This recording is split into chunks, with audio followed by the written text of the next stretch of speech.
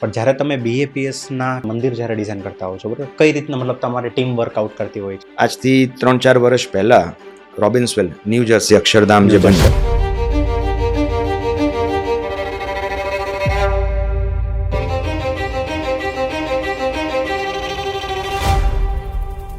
કોઈ પણ વ્યક્તિ આ મંદિર લઈને બેસે ને, આવા મંદિર નિર્માણમાં મિનિમમ 50 વર્ષ થાય. શક્ય નથી આ વસ્તુ ફક્ત કન્સ્ટ્રક્શન 7 થી 8 વર્ષમાં પૂરું થવું ઇમ્પોસિબલ ટાસ્ક છે. આપણે જે બધા મંદિરો બનાવીએ છીએ એમાં બધા સ્ટોનના મંદિર છે, એમાં કંઈ RCC નથી આવતું, સ્ટીલનો ઉપયોગ નથી હોતો. આ કન્સેપ્ટ તો ઇન્ડિયાનો છે, પણ ઇન્ડિયા બહાર જ્યારે મંદિરો બનાવો ત્યારે મોટી ચેલેન્જ શું હોય કે ત્યાંની ગવર્મેન્ટમાં આ વસ્તુ તમારે લોકોને ગળે ઉતારવી, અને એ પણ પાછા ભૂકંપ જેમાં હાઈએસ્ટ આવે છે તો એ લોકો કેવી રીતે પાસ કરે? શક્ય જ નથી. આ તમે સમજો કદાચ 8-10 રિક્ટર સ્કેલનો કદાચ કોઈ ભૂકંપ આવે તો એને પણ વિથસ્ટેન્ડ કરી શકે. 30 ઇંચ સુધી મંદિર આમથી આમ ખસે ને તો એ મંદિરની કાંકરી હલે નહીં. આ ટેકનોલોજી ત્યારે ઉપયોગ કરેલી છે BAPS. પ્રમુખ સ્વામી મહારાજને આપણે જોઈએ છે કે કહેવાય ને કે મિલિયન્સ ઓફ લોકો ફોલો કરે છે, રાઈટ? એવું તો પ્રમુખ સ્વામી મહારાજમાં શું છે? સાધુતા એ બહુ મોટી વસ્તુ છે. બીજું જે છે અહમ શૂન્યતા, એકદમ ગ્રાઉન્ડ લેવલે, ઝીરો લેવલે કામ કરતા. જ્યારે તમારી ફેમિલી પાસે કેનેડા માઇગ્રેટ થવાનો આખો ઓપ્શન હતો બરાબર, ત્યારે તમે ઇન્ડિયા રહેવાનું કેમ ચૂઝ કર્યું? એ વખતે પ્રમુખ સ્વામી મહારાજે મને ત્યાંથી આજ્ઞા કરી, મને કે ભાઈ તું તારું સિટીઝનશીપ છોડી દે, તું અને તારા વાઈફ તમે બંને અહીંયા ઇન્ડિયા પાછા આવી જાઓ. ગુરુના વચનમાં આટલો વિશ્વાસ કેમ કે એમણે એકવાર કીધું અને એ બધું છોડી દીધું? જ્યારે તમે વિઝનરી ગુરુ સાથે તમે જોડાઓ પછી એમની આજ્ઞા એ તમારા માટે એક અલ્ટિમેટ વસ્તુ છે. પેરેલલી 140-150 જેટલા પ્રોજેક્ટો ચાલતા હોય, રાઈટ? સો કઈ રીતે આ વસ્તુ મેનેજ કરો છો તમે? The biggest task is to make understand all the family members and keep them on same page. Biggest task.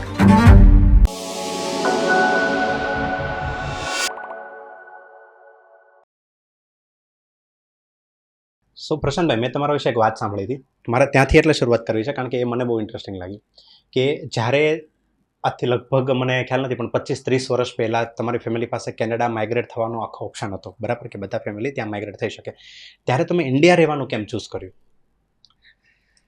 એટલે આની પાછળની એક ઇન્ટરેસ્ટિંગ સ્ટોરી છે which I would like to narrate here. એમાં this is incident about 1989 when I was 11 years old. અને એ વખતે અમે લોકો, હું એકચ્યુઅલી મુંબઈ રહેતો હતો ત્યારે 89માં અમે મુંબઈ હતા. મુંબઈ 6-7 વર્ષ મેં મારું સ્કૂલિંગ બધું મુંબઈ કરેલું. પછી ત્યાંથી એ વખતે એક ટૂર સરસ અરેન્જ કરેલી અને એ અમે અક્ષરધામ ગાંધીનગર, એ વખતે અમે બધા ઘણા બધા બાળકો, મારી ઉંમરના લગભગ 10-11-12 વર્ષના બાળકો બધાની સાથે એક સરસ ટૂર અરેન્જ કરેલી. જ્યારે Gandhinagar Akshardham was under construction, જેનું ઇનોગ્રેશન 1992માં થયું. તો એ વખતે અમારા જે મેન્ટર હતા એણે અક્ષરધામ આખું સરસ બધું બતાવ્યું અને I was really mesmerised with the construction which was going on, the scale of the project, અને જે રીતે સરસ આખું ડિટેલમાં કાર્વિંગ જ્ઞાન તેને, અને એની સાથે એમણે અમને બહુ સરસ બધી વાતો પણ કરી કે ભાઈ આવી રીતે આ એક સોશિયો રિલિજિયસ એક્ટિવિટી છે, આ સંસ્થા BAPS છે અને આવા બધા સરસ કામ કરે છે સમાજ સેવાના અને ખાસ કરીને માનવ ઉત્થાનના, માનવ ઉત્કર્ષના. તો મને લાગ્યું કે યાર આ કંઈક જુદી વસ્તુ છે. અને I was just 11 years old. અને એ વખતે આપણે નાના બાળકમાં કેવી ક્યુરિયોસિટી હોય કે શું છે, જાણીએ બધું. અને એ વખતે મને લાગ્યું કે ભાઈ આ કંઈક અલગ છે, આ સ્કેલ અલગ છે, આ કંઈક સેવા પ્રવૃત્તિની વાત કરે છે. મને એટલી બધી તો ખબર ના પડી, પણ એટલું લાગ્યું કે આ કંઈક જુદી વસ્તુ છે અને મને એવું લાગ્યું કે મારે આવું કંઈક કરવું જોઈએ. તો આઉટ ઓફ ધ ક્યુરિયોસિટી મેં એમને પૂછ્યું મારા મેન્ટરને કે can I build something like this? તો કે યસ યુ કેન, એના માટે તારે આર્કિટેક્ટ થવું પડે. એટલે મેં કીધું યાર આર્કિટેક્ટ શબ્દો તો મેં બહુ સાંભળ્યો નહોતો, કેમ કે 11 વર્ષના બાળકને શું 4-5મા ધોરણમાં ભણતો હોય એને કંઈ એવું આઈડિયા ના હોય, રાઈટ?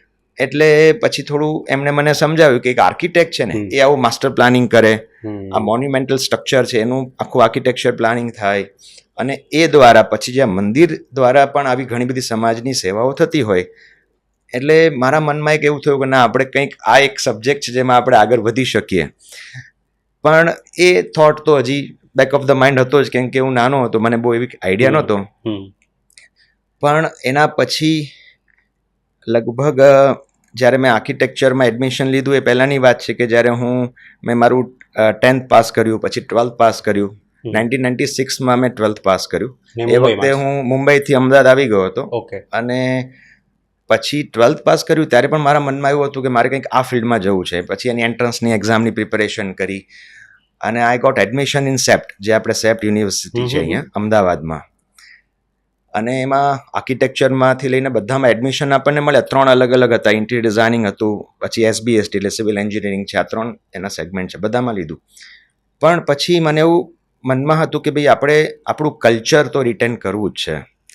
અને જનરલી સેપ્ટ છે ને અત્યારે પણ કદાચ ઇન્ડિયાની નંબર 1 કહી શકાય. ઇવન બહારથી પણ બધા વિદ્યાર્થીઓ ત્યાં આવતા હોય છે ગ્લોબલી. એનું બહુ સારું નામ છે. પણ મને એવું લાગ્યું કે there is a huge culture difference, અને એ કદાચ મારા માટે મને લાગ્યું કે મારે આમાં નથી રહેવું. So I left my admission from CEPT અને I went to Vallabh Vidyanagar.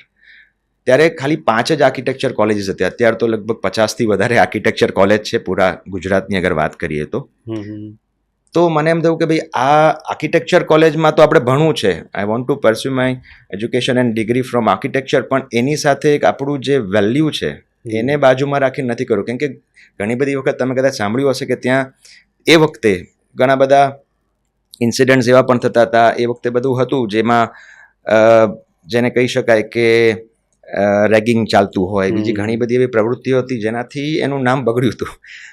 So I decided not to stay there અને I shifted to Vallabh Vidyanagar architecture college. એનું કારણ એ પણ હતું કે ત્યાં જે આપણું સ્વામિનારાયણનું એક સરસ છાત્રાલય છે કે જે છાત્રાલયમાં રહીને આપણા સંસ્કાર, સત્સંગ અને એની સાથે આપણું જે એજ્યુકેશન છે બધું સચવાય. તો આ એક વેલ્યુ બેઝ એજ્યુકેશનમાં હું માનતો હતો અને મારું ફેમિલી પણ એમાં જ માનતું હતું. ને એ લોકો પણ કીધું કે ના બરાબર છે, યોર ડિસિઝન ઇઝ પરફેક્ટ.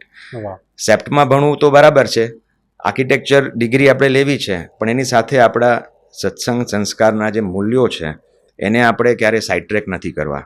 એટલે તમને એડમિશન પણ મળી ગયું હતું સેપ્ટમાં અને તમે ના પાડી. મને ઘણા બધા એ વખતે એડમિશન વખતે એવું કેવું હોય ત્યાં આખું કાઉન્ટર્સ બધા હોય અને તાત્કાલિક તમારે કહેવાનું ભાઈ શેમાં જવાનું છે હવે. એટલે એ વખતે ઇમિડિયેટ ડિસિઝન આપવાનું અને તરત ત્યાં જઈને તમારે ફીસ ભરવાની હોય. એટલે મારા ફાધર મને કે આર યુ શ્યોર કે તું એડમિશન મૂકવા માંગે છે? કેમ કે એ વખતે મારા બધા હું એમાંથી નીકળી જાઉં તો નેચરલી મારી પાછળનો જે છે જેને હોપ જ નથી કે ભાઈ હવે આમાં એડમિશન મળશે એને તરત ચાન્સ એક જણને પાછળ મળીએ.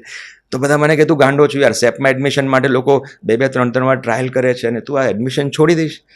મેં કીધું યસ. કીધું મારે વિદ્યાનગર ભણવું છે અને એ મારા માઇન્ડમાં ક્લિયર જ હતું. એટલે મેં એડમિશન છોડ્યું. ત્યારે મારા ફાધર પણ હતા એ જે he was ready with the જે કંઈ આપણે ફીસ ને બધું હતું ફોર્માલિટીઝ માટે. મને કે હજી એકવાર વિચારી લે, પછી આમાં કંઈ નહીં થાય. મેં કીધું ના આઈ એમ પ્રીટી મચ શ્યોર, મારે આ જ રીતે કરવું છે. He was also very happy કે ના, કેમ કે એ મને ટેસ્ટ કરતા હતા, ચેક કરતા હતા કે ખરેખર તારે આમાં જ જવું છે કે નહીં. એટલે થોડુંક એ રીતે મને એમને આમ હલાવી જોયો. પણ મેં કીધું ના, મારે ખરેખર વિદ્યાનગર જ ભણવું છે. મારી પાછળના જે હતા બધા મને કે તું you are fool, you are doing wrong decision. લાઈફનું આ એક બહુ ખોટી વસ્તુ તું કરી રહ્યો છો. આર્કિટેક્ચરમાં સેપનું એડમિશન છોડીને તું ત્યાં જાય છે. કેમ કે એનું નંબર 3 આવતી હતી ત્યારે. બીજું આવતું હતું MS યુનિવર્સિટી. પણ MS યુનિવર્સિટીમાં જે આવું કંઈક છાત્રાલય છે ત્યાંથી ઘણું દૂર છે, 25 કિલોમીટર દૂર છે જે આપણું છાત્રાલય છે. એટલે અને જે આ આર્કિટેક્ચર કોલેજ છે, જ્યારે વેરેઝ આ જે વિદ્યાનગર છે ઇટ ઇઝ વેરી નિયર, જે આમ લગભગ 1.5-2 કિલોમીટર ડિસ્ટન્સ છે. એટલે તો આ એક ટર્નિંગ પોઈન્ટ હતો મારા માટે પણ, કે જ્યાંથી મેં વિચાર્યું કે ના આપણે આપણા સંસ્કાર, સત્સંગ અને વેલ્યુઝ છે ને એ બધાને મારે છોડવા નથી. અને એના કારણે પછી મેં આર્કિટેક્ચરમાં એડમિશન લીધું વલ્લભ વિદ્યાનગર. અને that was the best era of my life. એ જે 5 વર્ષ સ્કૂલ ઓફ આર્કિટેક્ટમાં ત્યાં રહ્યો અને વિદ્યાનગર છાત્રાલયમાં રહીને APC જે કહેવાય છે, અક્ષર પુરુષોત્તમ છાત્રાલય, ત્યાં રહીને જે કંઈ આપણે મેં હમણાં જે વાત કરી વેલ્યુ બેઝ એજ્યુકેશન, આ એક બહુ મોટી વસ્તુ છે. કદાચ ઘણીવાર લોકોને એવું થાય કે ભાઈ આપણે તો ભણવું છે ને, સંસ્કાર સત્સંગ તો બધા આપણા છે જ, એ જળવાશે, પણ એવું નથી હોતું. ઘણીવાર કોલેજનું વાતાવરણ, મિત્રો અને ખાસ કરીને જે કંઈ એક એવું તંત્ર વ્યવસ્થા ગોઠવાયેલી હોય ને કે જેમાં તમારે તમારી જે તમારા એથિક્સ, તમારા વેલ્યુઝ, તમારો સત્સંગ જો સાચવવો હોય તો ઘણીવાર આ બહુ સપોર્ટિવ છે. અને નાના મોટા પ્રશ્નો અને પ્રસંગોની વચ્ચે જ્યારે તમે ડિપ્રેસ્ડ હો, કેમ કે વિદ્યાર્થી કાળ જ એવો છે, એ વખતે ત્યાં સંતોનું સતત માર્ગદર્શન મળે મોટિવેશન મળે. અને એના કારણે ત્યાં મેં કોલેજ ટોપ કર્યું, યુનિવર્સિટી ટોપ થયો હું. બાકી before that I was an average student to be honest. પણ એ સતત એમનું માર્ગદર્શન અને સતત સંતોની પ્રેરણા અને આખું જે વાતાવરણ, ત્યાં 500-600થી વધારે બધા સ્ટુડન્ટ્સ ભણતા હોય એટલે એક મોટિવેશન અલગ મળે. રોજ સવારથી લઈને સાંજ સુધી અલગ અલગ બધા સત્સંગ અને સેવાકીય પ્રવૃત્તિની સાથે ભણવાનું, આ બધું ખૂબ સરસ હતું. So that was. પણ એ વખતે પણ મારા મનમાં જે હમણાં હું જે વાત કરતો હતો કે આ એક બેક ઓફ ધ માઇન્ડ હતું કે મારે કંઈક રીતે સમાજની સેવા કરવી છે. એ જે વિચાર હતો ને, એ વિચાર તો એ તો ખાલી સીડ્સ હતા. આઈ એમ ટોકિંગ અબાઉટ 89 જ્યારે એ સીડ્સ રોપાયા હતા, જ્યારે મેં અક્ષરધામની ફર્સ્ટ વિઝિટ કરી. પણ છાત્રાલયમાં રહ્યા પછી એને સરસ રીતે કલ્ટિવેટ કરવા માટે જે કંઈ સંતો અને જે કંઈ આખું વાતાવરણની ઇફેક્ટ થઈ, એને મને લાગ્યું કે ના, આપણે કંઈક સમાજને પાછું આપવું જોઈએ. અને આ એક giving back to the society, આ એક કન્સેપ્ટ, કેમ કે પ્રમુખ સ્વામી મહારાજે કીધેલું છે કે giving is greater than getting. તમે સમાજને કંઈક પાછું આપો. તો આ એક મનમાં જે હતું ને, 5 વર્ષ મેં આર્કિટેક્ચર પૂરું કર્યું ને, એના પછી બહુ ક્લિયર હતું કે ના, આપણે કંઈક રીતે કંઈક આવા મંદિર નિર્માણના પ્રવૃત્તિમાં કે કોઈ રીતે આપણે સમાજને કેવી રીતે હેલ્પફુલ થઈ શકીએ. પણ પાછું એવું થયું કે 2001માં મારું આર્કિટેક્ચર પત્યું અને બધું આખું ફેમિલી કેનેડા માઇગ્રેટ થયું. કેનેડા માઇગ્રેટ થયું અને ત્યાં થોડા વખત થયું, પણ પછી એક લાઈફનો જે બિગેસ્ટ ટર્નિંગ પોઈન્ટ કહી શકાય, દેટ ઇઝ ઇન 2005. એ વખતે પ્રમુખ સ્વામી મહારાજે મને ત્યાંથી આજ્ઞા કરી, મને કે ભાઈ, તું તારું સિટીઝનશીપ છોડી દે, તું અને તારા વાઈફ તમે બંને અહીંયા ઇન્ડિયા પાછા આવી જાઓ. એટલે એનું કારણ એકમાત્ર એ હતું, એમણે મને કીધું કે એક સરસ ઓપોર્ચ્યુનિટી તને આપીએ છીએ ટુ સર્વ ધ સોસાયટી, જે તારા ઓલરેડી મનમાં છે જ. અને મેં આ વાત જ્યારે પણ પ્રમુખ સ્વામી મહારાજ સાથે પણ જ્યારે હું ઘણીવાર મુલાકાત કરી, છાત્રાલયમાં આવ્યા હોય કે બીજા કોઈ પણ પ્રસંગે, ત્યારે મેં વાત કરી કે મને આવું કંઈક સેવા કરવાની એક ઈચ્છા છે. તો પ્રમુખ સ્વામી મહારાજે એ વખતે મને કીધું કે ભાઈ, this is an opportunity which is a kind of rare opportunity which we allow to the other people. એમાં તું એક આર્કિટેક્ટ તરીકે તને એક સારી ઓપોર્ચ્યુનિટી છે. સો આઈ ગ્રેબ દેટ ઓપોર્ચ્યુનિટી. મેં કીધું વાય નોટ, જેના માટે હું આટલા વર્ષોથી મારા મનમાં હતું કે કંઈક રીતે આપણે કરીએ. તો એમણે કીધું કે ભાઈ, તું તારા પ્રાઇવેટ પ્રેક્ટિસ તો અહીંયા કરજે જ. એવું નથી કે તારે ફક્ત મંદિરોના પ્રોજેક્ટ્સ કરવાના છે, પણ મંદિરોના પ્રોજેક્ટ્સની પેરેલલ તારું જે કરવું એ કર, પણ મંદિરોના પ્રોજેક્ટ્સમાં તો તારું યોગદાન આપ.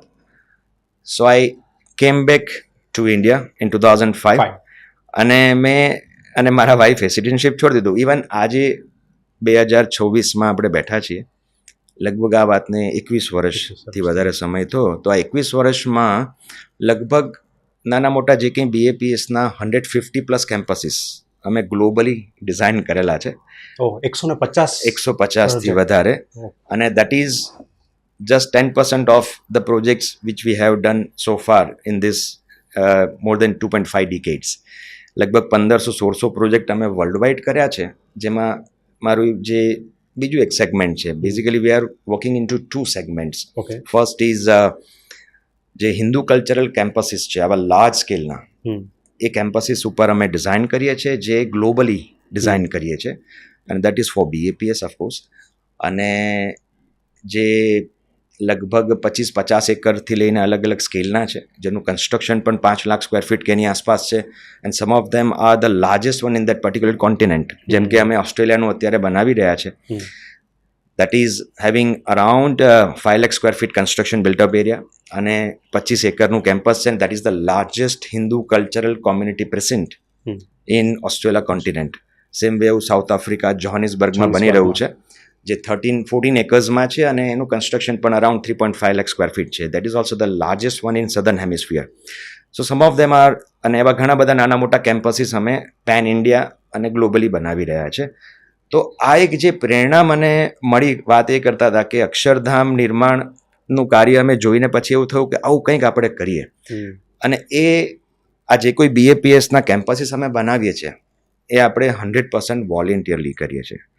We are not charging a single penny, not even the administrative cost.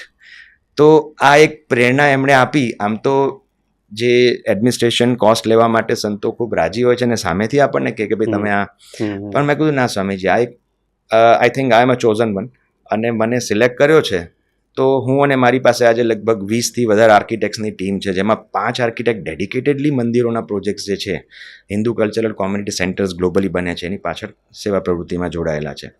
તો આ એક વિચાર જે હતો, જે બાળપણમાં એક નાના બીજ તરીકે આવ્યો હતો અને અંકુરિત થયો હતો 89માં, અને આ 2005માં એ ફલીભૂત થયો, જેને આપણે કહી શકાય કે એ ફૂલ ફ્લેજેડ જે મને એક ઓપોર્ચ્યુનિટી મળી.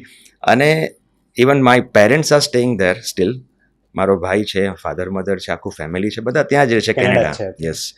અને they all have expected this decision, અને એ લોકોએ હેપીલી એક્સેપ્ટ કર્યું, અને એ લોકો આજની તારીખે પણ ખૂબ રાજી છે. એનું કારણ આ છે કે આ એક સમાજ સેવાનું જે પ્રવૃત્તિ આપણે with the means of architecture designing and interior designing for BAPS, આ એક BAPS એવી સંસ્થા છે કે જે સંસ્થા આપણે સ્વામિનારાયણના સત્સંગી છીએ એટલે કહીએ છીએ એવું નથી, પણ એની પાછળ તમે જુઓ તો આજે સંસ્થા જે કંઈ આજે સમાજ સેવાની પ્રવૃત્તિઓ મોર દેન 165 હ્યુમેનિટેરિયન એક્ટિવિટીઝ કરી રહી છે, કે જેમાં સમાજ સેવાના દરેક આયામોમાં એ લોકો કામ કરે છે.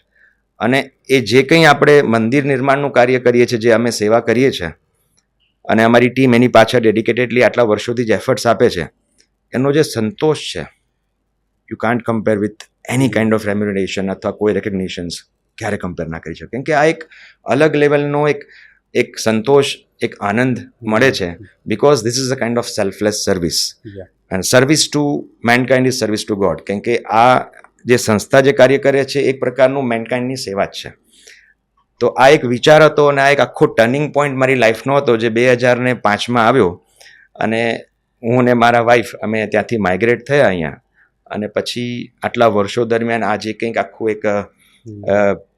એક આટલા વર્ષોના બધા પ્રોજેક્ટ્સ અને મંદિરો નિર્માણની જે કંઈ સેવા પ્રવૃત્તિ કરીએ છીએ, એનો એક ખૂબ સંતોષ છે. વાહ.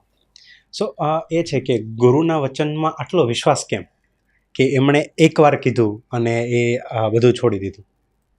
આમાં ગુરુ વિઝનરી હોય છે, અને એ જો વિઝનરી ગુરુ, એક તો પહેલાં સાચા ગુરુ મળવા જોઈએ, અને એના માટે ઘણા લોકો વર્ષોના વર્ષોને કદાચ જન્મ પૂરા કરી નાખે છે. પણ જ્યારે તમે વિઝનરી ગુરુ સાથે તમે જોડાઓ, પછી એમની આજ્ઞા એ તમારા માટે એક અલ્ટિમેટ વસ્તુ છે, અને એને તમે ફોલો કરો તો લાઈફમાં પછી ક્યાંય કોઈ પ્રકારનું રિગ્રેટ ના થાય. આજે દરેક વ્યક્તિ પોતાની રીતે કંઈક લાઈફમાં ડિસિઝન, આવા તો આખી life throughout the life time એવા સેંકડો ડિસિઝન્સ હોય છે કે જેમાં માણસ પોતે નક્કી કરે છે, ફર્મ છે, બહુ વાર વિચાર કરે છે, અને પછી પણ એમાં ફેલ જાય છે. તો આપણે સમજી શકીએ છીએ કે ભાઈ આપણી એક લિમિટેશન છે. જ્યારે ગુરુ એ he can see beyond anything. I mean જે ફ્યુચર જોઈ શકે છે, જેમને આપણી પોતાની કેપેસિટી ખબર છે, આપણી સ્ટ્રેન્થ વીકનેસ ખબર છે, અને એ આપણા પર એક વિશ્વાસ મૂકે છે કે ભાઈ તું આ પ્રમાણે કર. પછી આપણે આપણું મગજ જો લોક ના કરીએ તો આગળ જતાં ફેલિયર ફેસ કરવાના આવા જ છે.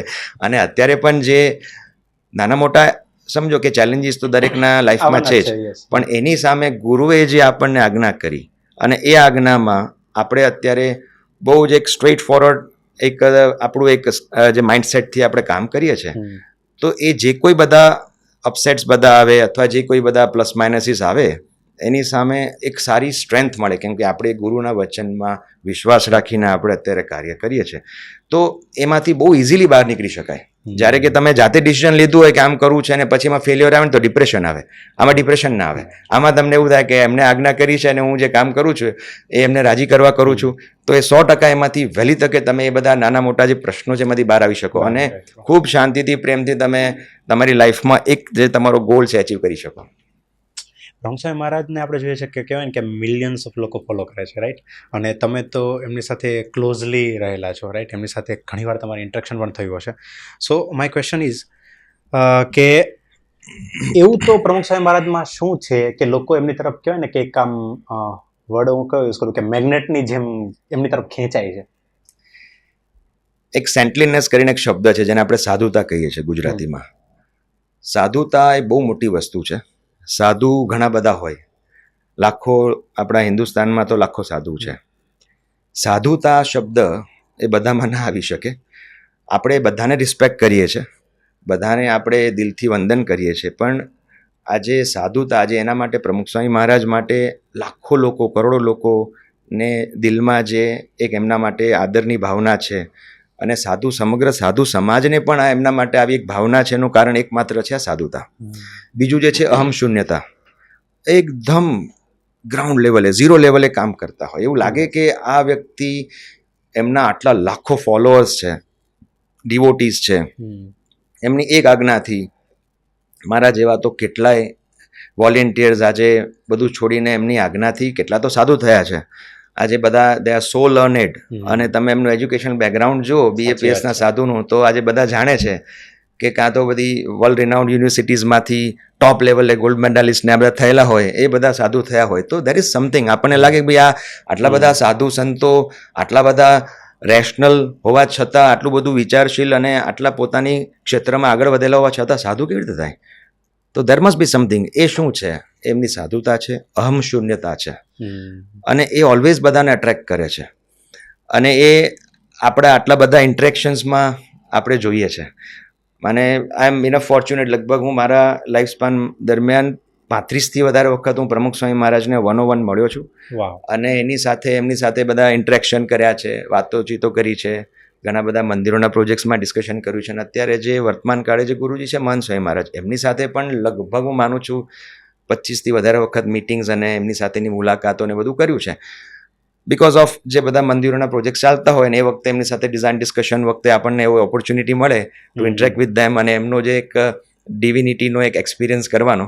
પણ બધી વખતે મહંત સ્વામી મહારાજમાં પણ એ જ ગુણો આપણને જોવા મળે, જે અહમ શૂન્યતા અને સાધુતા. તો આ એક વારસો છે એમનો, અને આપણને અત્યારે અનુભવાય. અને એવા ઘણા બધા ઇન્સિડન્ટ્સ પણ છે. કદાચ I would like to narrate one incident. 2001માં જે મેં આપને વાત કરી કે મારું આર્કિટેક્ચરનું જે લાસ્ટ યર હતું, અને એમાં 2001માં મારી ફાઇનલ જ્યુરી હતી. It was a design thesis. Design થીસિસમાં કેવું હોય કે તમે કોઈ એક કન્સેપ્ટ લો છો, કોઈ એક જગ્યા પસંદ કરો છો, અને એની અંદર તમે કંઈક ડિઝાઇન પ્રપોઝલ આપો છો. એના ઉપર તમારે 6 મહિના કામ કરવાનું છે. એના પ્રોજેક્ટની ડિઝાઇન કરવાની, એનું મોડલ ડિઝાઇન કરવાનું, મોડલ બનાવ્યા પછી તમારે જ્યુરી મેમ્બર્સ પાસે એક્સપ્લેન કરવાનું. અને એ જ્યુરી મેમ્બર્સ આખા ઇન્ડિયામાંથી બધા અલગ અલગ આર્કિટેક્ટ્સ આવે, અને એની સાથે તમે એ બધું પ્રેઝન્ટ કરો છો. એટલે આમ જોવા જાઓ તો એક બહુ શોર્ટ ટાઈમની અંદર બહુ મોટો પ્રોજેક્ટ કરવાનું થાય.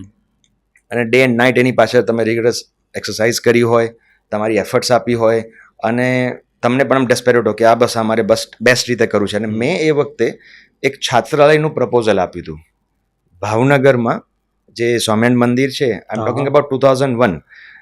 એ વખતે હજી મંદિરનું નિર્માણ કાર્ય ચાલુ હતું ભાવનગરનું, કદાચ હજી તો શરૂ પ્રોસેસમાં હતું.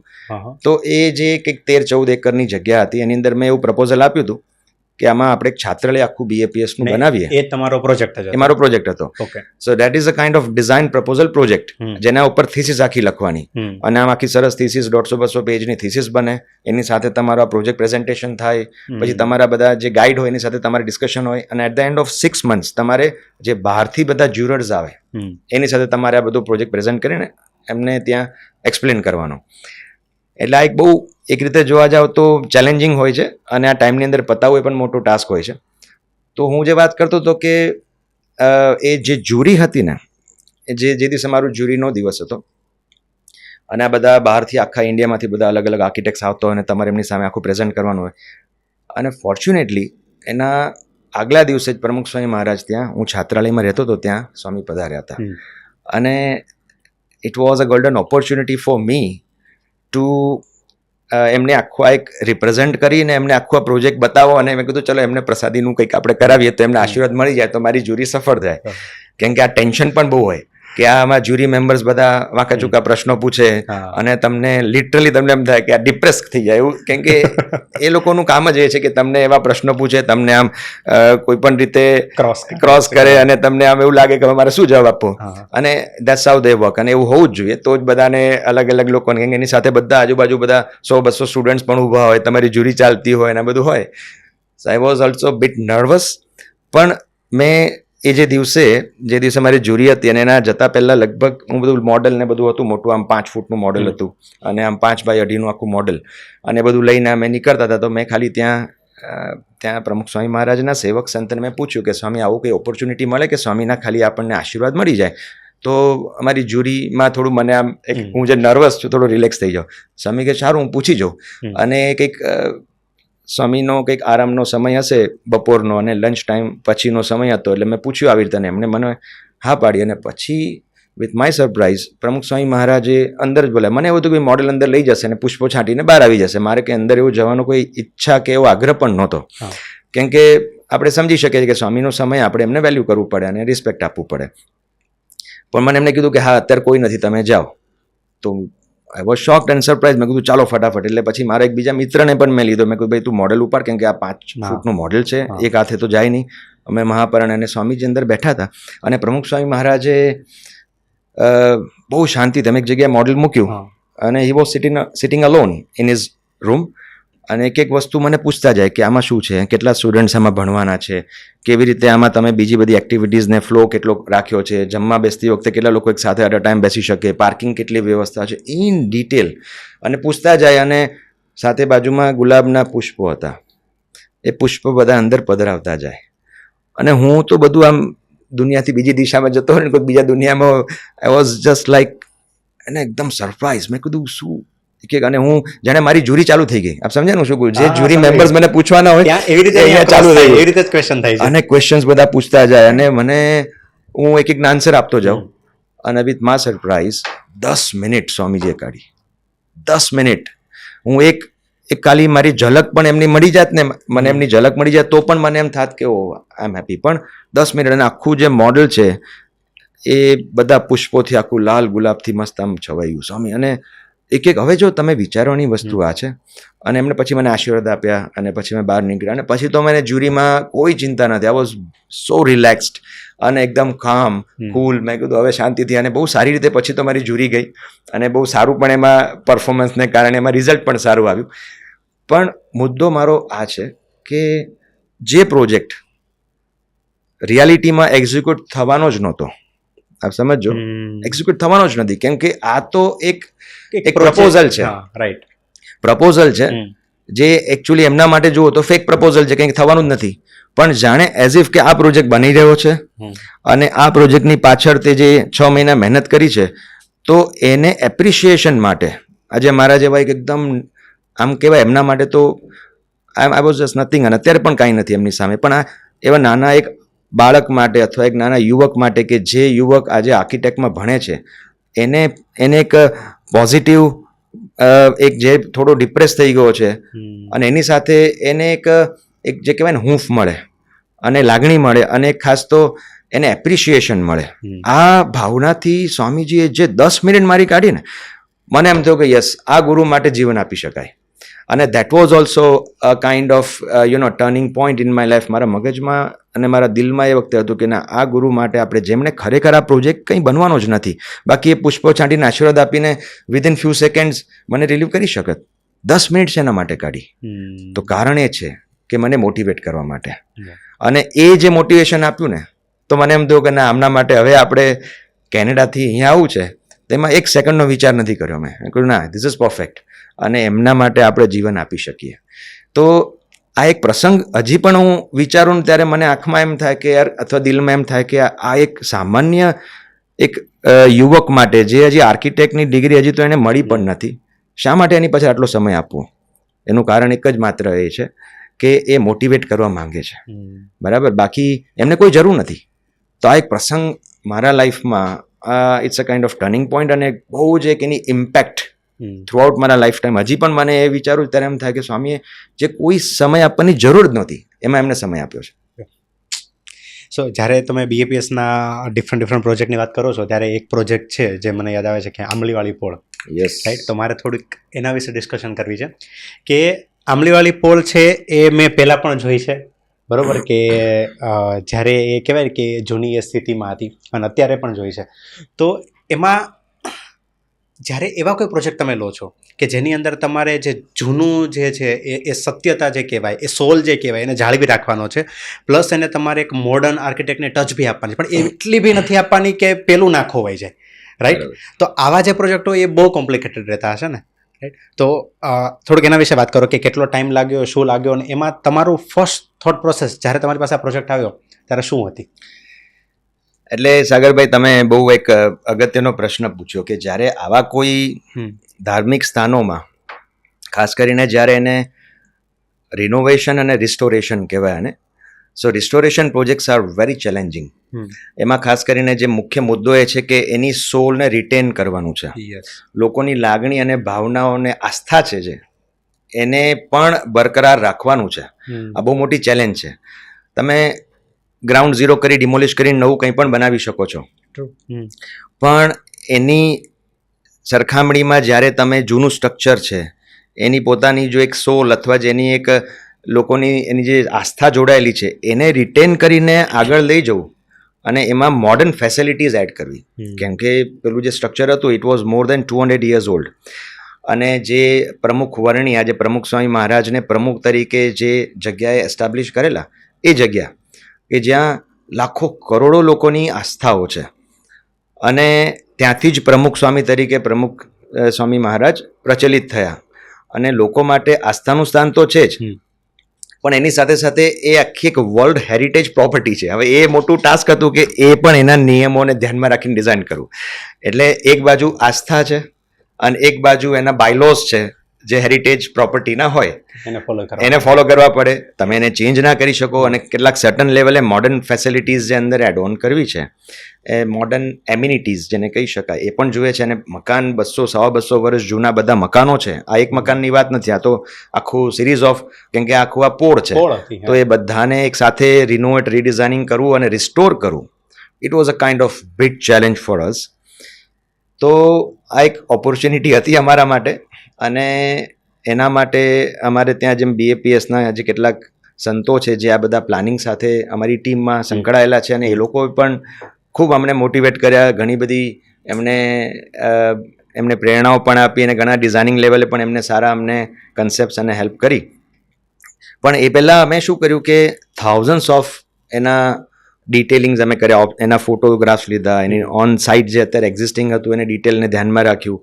કેમ કે એ કન્સ્ટ્રક્શન એવું જૂનું હતું, 100-200 વર્ષ જેવો આસપાસ સમય થયો હશે, અને એને એ જર્જરિત થઈ ગયું હતું. એમાંથી ઘણી બધી વસ્તુઓ અત્યારે પ્રશ્ન થયું હતું ફ્યુચરમાં પણ એમાંથી કદાચ ક્યાંક એવો ઇન્સિડન્ટ બને, કંઈક વસ્તુ સ્લેબ પડે, તૂટે કરે, તો આ બધા જ કન્સર્ન્સ હતા જેને આપણે ધ્યાનમાં રાખીને ડિઝાઇન કરવાનું હતું. અને છતાં પણ સ્ટ્રક્ચરની જે એક ગરિમા છે એ રિટેન કરવાની હતી. તો હજારો સેક્શન્સ, હજારો ફોટોઝ, હજારો ડિટેલ્સ બધા કર્યા પછી અમે એનું રિસ્ટોરેશનનું વર્ક શરૂ કર્યું. અને આ લગભગ 2-2.5 વર્ષ જેટલું આખું આ ટાઈમલાઈનમાં આ પત્યું. કેમ કે એ જગ્યા તો પાછી લોકો આસ્થા હતી, રોજ હજારો ભક્તો અને ભાવિકો દર્શન કરવા આવતા હતા. આ તો બધું હતું જ, એની સાથે બધું રહીને કરવાનું હતું. પણ આ એક કદાચ કહી શકાય કે એવી ભગવાનની કૃપા જ છે, અને it has turn out really very well. જે રીતે આખું એન્ડ રિઝલ્ટ મળ્યું, અને એ વાતને પણ આજે લગભગ 3 વર્ષ ઉપર થયા, પણ અદ્ભુત જે રીતનું આખું આપણે વિચાર્યું હતું. કેમ કે નવી ફેસિલિટીઝ, મોડર્ન ફેસિલિટીઝ સાથે આખું કરવાનું, અને આવા હજારો લાખો ભક્તો ભાવિકો ત્યાં દર્શન માટે રોજ આવે છે, એ બધાને પણ એક બેઝિક ફેસિલિટી સારી મળી રહે, અને બધાની આસ્થા એ પાછી જળવાય, અને જે હેરિટેજના જે બેઝિક લોઝ અને પ્રિન્સિપલ્સ ફોલો કરવાના છે એ બધાને ધ્યાનમાં રાખીને કરવું. So I think that was a kind of biggest opportunity in my life કે આવું કંઈક અમને સેવા મળીને અમે બહુ સારી રીતે આ એક પ્રોજેક્ટ અમે એક્ઝિક્યુટ કરી શક્યા, અને લોકોની આસ્થા અને ભાવના જે છે એને અમે બરકરાર રાખવામાં મદદ કરી શક્યા. અને જ્યારે આપણે અમદાવાદની વાત થાય છે, તો અમદાવાદની અંદર આમ કહેવાય કે વન ઓફ ધ બેસ્ટ આર્કિટેક્ટમાં આપણે એક સ્ટ્રક્ચરમાં એવું પણ ગણી શકીએ IIM અમદાવાદ, રાઈટ? તો જે કહેવાય ને કે અમે નોર્મલ વ્યક્તિ તરીકે અમે તો ચલો એને એક બહારથી એક એવી રીતે જોઈએ છીએ કે હા બહુ સુંદર લાગે છે, સારું લાગે છે, એક ડ્રીમ કોલેજ છે, ડ્રીમ યુનિવર્સિટી છે લોકોને, બરાબર. પણ એક આર્કિટેક્ટ તરીકે તમે જેની રેડ બ્રિક જે થીમ છે, બરાબર, એને તમે કઈ રીતે જોવો છો? IIM અમદાવાદ લુઈ કાને આર્કિટેક્ટ છે, એને ડિઝાઇન કરેલું છે, અને ખૂબ વર્લ્ડ રેનાઉન્ડ સ્ટ્રક્ચર છે. એનું કારણ એ છે કે એ બહુ જ મિનિમલિસ્ટ ડિઝાઇન છે, જેમાં એપ્રોચ પણ એ રીતનો છે કે જેમાં નેચરલ બ્રિક્સ, RCC, આ જ વસ્તુઓ દેખાય છે. કોઈ પ્લાસ્ટરિંગ પણ તમને વધારે નહીં દેખાય. એક્સપોઝ વર્ક છે બધું, એક્સપોઝ બ્રિક, એક્સપોઝ આરસીસી છે. અને જે રીતના સ્કેલ, પ્રપોર્શન અને મટીરિયલિટી છે એ આજની તારીખે પણ લોકો માટે it's a kind of mesmerising for all the students even. આશ્ચર્યની વાત એ છે કે એ હોવી જોઈએ આર્કિટેક્ચર કોલેજ, પણ છે અત્યારે મેનેજમેન્ટ માટેની, કેમ કે એટલું બધું ઇન્સ્પિરેશન એમાંથી મળે છે. પણ જે કંઈ છે, પણ મુખ્ય મુદ્દો એ છે કે જે કંઈ એમાં આર્કિટેક્ચર જે સ્પેસીસ વર્કઆઉટ થઈ છે, સન, વિન્ડ, આ બધાના ડિરેક્શનને સ્ટડી કરીને એ લોકોએ જે બનાવેલું છે, તમને ઇવન બહાર ભલે ને કદાચ 45 ડિગ્રી ટેમ્પરેચર હશે, અંદર તમને around 10 to 12 degrees down feel થાય. તો આ એક ડિઝાઇનિંગનો કન્સેપ્ટ છે, કેવી રીતે એ લોકોએ જેને કહેવાય કે એન્વાયરમેન્ટ અને સનપાથ વગેરે સ્ટડી કરીને ડિઝાઇન કરેલું છે. અને જે રીતના વોલ્યુમ્સ ડિઝાઇન થયા છે, અલગ અલગ વોલ્યુમેટ્રિક ડિફરન્સીસ એમાં ક્રિએટ કરેલા છે, અદ્ભુત છે. કદાચ માસ્ટરપીસ તો છે જ, પણ આજની તારીખે પણ બધા માટે ઇન્સ્પિરેશન છે, કેમ કે નેચરલ મટીરિયલ્સ છે. નેચરલ મટીરિયલ્સ ઓલવેઝ જે સસ્ટેનેબલ મટીરિયલ્સ છે એ વર્ષો સુધી આપણને જોવું ગમે, કેમ કે આપણે બધા જમીનથી જોડાયેલા વ્યક્તિઓ છે. તમે જેટલું કંઈ આર્ટિફિશિયલ હશે એ ટાઈમ બિંગ લાગશે ને પેલું ટાઈમલેસ છે. એટલા માટે આની બ્યુટી ટાઈમલેસ છે. વાવ. સો તમે તો અત્યારે ઇન્ડિયામાં બી ઘણી બધી જગ્યાએ ફર્યા છો, બહાર બી એટલું ફર્યા છો, રાઈટ? તો મારે એ પૂછવું છે કે તમે જોયેલું બેસ્ટ સ્ટ્રક્ચર તમને કયું લાગ્યું અને કેમ? આમાં ઘણા બધા હોઈ શકે. આમ તો એવું કંઈ એક પર્ટિક્યુલર કોઈ માટે ના કહી શકાય, પણ જેમ કે અડાલજની વાવ છે, કદાચ જે સ્ટેપવેલ છે, one of the best stepwell. કદાચ એનું કારણ છે કે આ બધું વર્ષો પહેલાં, લગભગ હું માનું છું કે આ બધા 2-3 સદીઓ પહેલાં જ્યારે આ કંઈ બન્યું હશે, તો એમાં એ વખતે એવું હતું કે ભાઈ આપણી પાસે બીજા કોઈ રિસોર્સિસ નહોતા, કે આપણે વોટર રિઝર્વર્સ આપણી પાસે નહોતા. એ વખતે આ જે રીતે ડિઝાઇન થયેલું છે, એની પોતાની આર્કિટેક્ચરલ બ્યુટી, એની પોતાની સ્કેલ, પ્રપોર્શન્સ, અને ખાસ કરીને જે રીતે આખું એ વખતે it was not a kind of ખાલી એક પાણી લેવા માટે નીચે વાવમાં જઈએ છે, એ તો હતું જ, પણ આખું એક સોશિયલ ગેધરિંગ માટેનું એક બેસ્ટ પ્લેસ હતું. કલ્ચર જે રિટેન આજની તારીખે પણ લોકો કરી શકતા નથી, એ કલ્ચરને રિટેન કરવા માટેની એક બહુ સરસ વ્યવસ્થા એ લોકો કરી હતી. તો આ એક કોઈ પ્રકારનો સિમ્પલ સ્ટેપવેલ નથી. જે રીતના એમાં આર્ટ, આર્કિટેક્ચર છે, અલગ અલગ લોકો પોતાના સોશિયલ ગેધરિંગ્સ કરી શકે, એ વખતેના સમયના દરમિયાન જે આર્કિટેક્ચર અને કાર્વિંગ અને જે રીતે થયેલું છે, એ આજની તારીખે પણ લોકો માટે આશ્ચર્ય છે. જે સ્ટોન કાર્વિંગની વાત કરું છું, અને જે રીતના એનું આર્કિટેક્ચર છે, કેમ કે અત્યારે પણ મોડર્ન ટેકનોલોજી છે આપણી પાસે, પણ કદાચ આવું કોઈ સ્ટ્રક્ચર બનાવવું હોય ને તો એના માટે બહુ વાર વિચાર કરવો પડે. કદાચ ટેકનિકલી પણ જો વિચાર કરો, આજે પણ આપણી પાસે બધા મોડર્ન એવા ડિઝાઇનિંગ એલિમેન્ટ્સ છે, ટૂલ્સ છે, જે ધારો કે બીમ ટેકનોલોજી છે, BIM ટેકનોલોજીમાં અત્યારે બહુ સરસ બધા એના 3D સેક્શન્સ બધું વર્કઆઉટ થઈ જાય. ત્યારે તમે વિચાર કરો કે આટલા વર્ષો પહેલાં, સેંકડો વર્ષો પહેલાં જ્યારે આવું કોઈક સ્ટ્રક્ચર બનાવવું હશે, ત્યારે એને એ લોકો એના એ વખતે આર્કિટેક્ટ્સ, અત્યારે તો આપણે આર્કિટેક્ટ શબ્દ વાપરીએ, ત્યારે સ્થપતિઓ, તો કેવું પ્લાનિંગ કર્યું હશે. કેમ કે આ નીચે કાર્વિંગ કરતા જવાનું છે, ડિગિંગ કરવાનું છે. કોઈ 0થી ઉપર સ્ટ્રક્ચર બનાવવું ને એ કદાચ ઇઝી છે, જ્યારે તમે આને કેલ્ક્યુલેશન્સ કેવા કરવા પડે. અને નીચે આપણે વોટર રિઝર્વર થઈ ગયું, પાણી તમે એમાંથી નીકળવાનું છે, જે વર્ષો સુધી લોકોને કામ આવવાનું છે. તો આ આર્કિટેક્ચર માર્વલ કહી શકાય.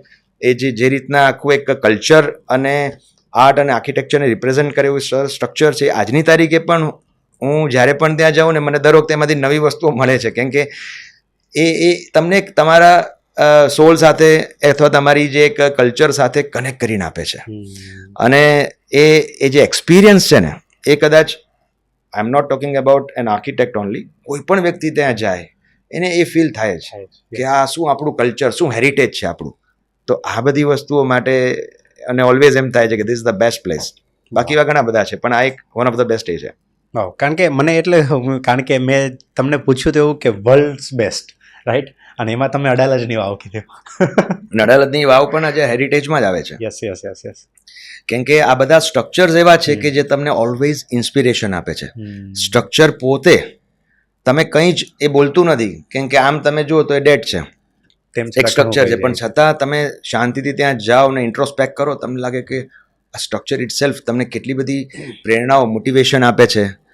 અને it speaks about your culture, your heritage, your architecture. જે તમારો આટલો અદ્ભુત વારસો છે એ પણ એ બોલે છે. પણ તમારે એ ત્યાં જઈને શાંતિથી સમજવું પડે, બેસવું પડે. Yes. તમે આ સ્ટ્રક્ચર વિશે સાંભળ્યું છે? સાંભળ્યું છે આઈ થિંક કૈલાસા, જે અજંતા ઇલોરાની કોઈ કેવ્સમાં આવેલું છે. હા, એનું બી બહુ સરસ છે. હું હમણાં એનું વચ્ચે એક થોડુંક સ્ટડી કરતો હતો ત્યારે મેં એનું જોયું હતું કે એક જે કહેવાય ને કે પર્વત હતો, બરાબર, અને એને ઉપરથી એને સ્ટ્રક્ચર કરવાનું શરૂ કર્યું છે. એટલે કે કોઈ પણ મંદિર બનતું હોય તો મંદિરમાં નીચે મતલબ પાયો બને, આ બને, પેલું સ્ટ્રક્ચર, બીજું સ્ટ્રક્ચર, આવી રીતે બને. આ તો શિખરથી શરૂઆત થઈ અને ધીમે ધીમે મંદિર મતલબ પર્વતને તોડતા તોડતા તોડતા આખું મંદિર ઊભું કર્યું. અને એ પણ મતલબ એક સિંગલ પથ્થરમાંથી આખું મંદિર. અને બહુ અદ્ભુત છે પણ. અને એમાં બી કેટલું આર્ટ, અંદર કેટલું બધા જે ત્યાંના જે બધા હોય આર્ટિસ્ટો, ત્યારે એને જે ઓલું કહેવાય શું કે કોતરણી, નાની નાની કોતરણી કામ કર્યું હોય. એક નાની ભૂલ એમાં થાય એટલે બધું ઝીરો થઈ જાય. એક કદાચ એક કોલમ કાવિંગ કરવામાં એક કોલમ તૂટી ગયો તો કેવી રીતે વર્કઆઉટ કરે. એટલે આ બધા તો આપણને હજી જે આપણી પાસે ઇન્ડિયા પાસે જે આવું એકદમ રિચ હેરિટેજ છે, કલ્ચર છે, એવું કદાચ ક્યાંય નથી. કેમ કે જ્યારે કોઈ વ્યક્તિ આવા બધા આર્કિટેક્ચર માર્બલમાં એકવાર ખાલી આમ અવગાહન કરે ને તો લાગે કે ઓ આપણો કેટલું રિચ હેરિટેજ છે આપણી પાસે. અને આપણે ઓફકોર્સ મોડર્ન ઇન્ફ્લુઅન્સમાં આપણે છીએ, અત્યારે મોડર્ન ટેકનોલોજીનો ઉપયોગ કરીએ છીએ, બધું જ છે. પણ એની સાથે સાથે જ્યારે તમે આ તમારો એક વારસો જુઓ, તમને લાગે કે ઓ વી આર સો રિચ. આ એક તમને અંદરથી એમ તમને લાગે કે વી આર ડિફરન્ટ, અને તમને એક અંદરથી ફૂલફિલમેન્ટનો એક્સપિરિયન્સ થાય.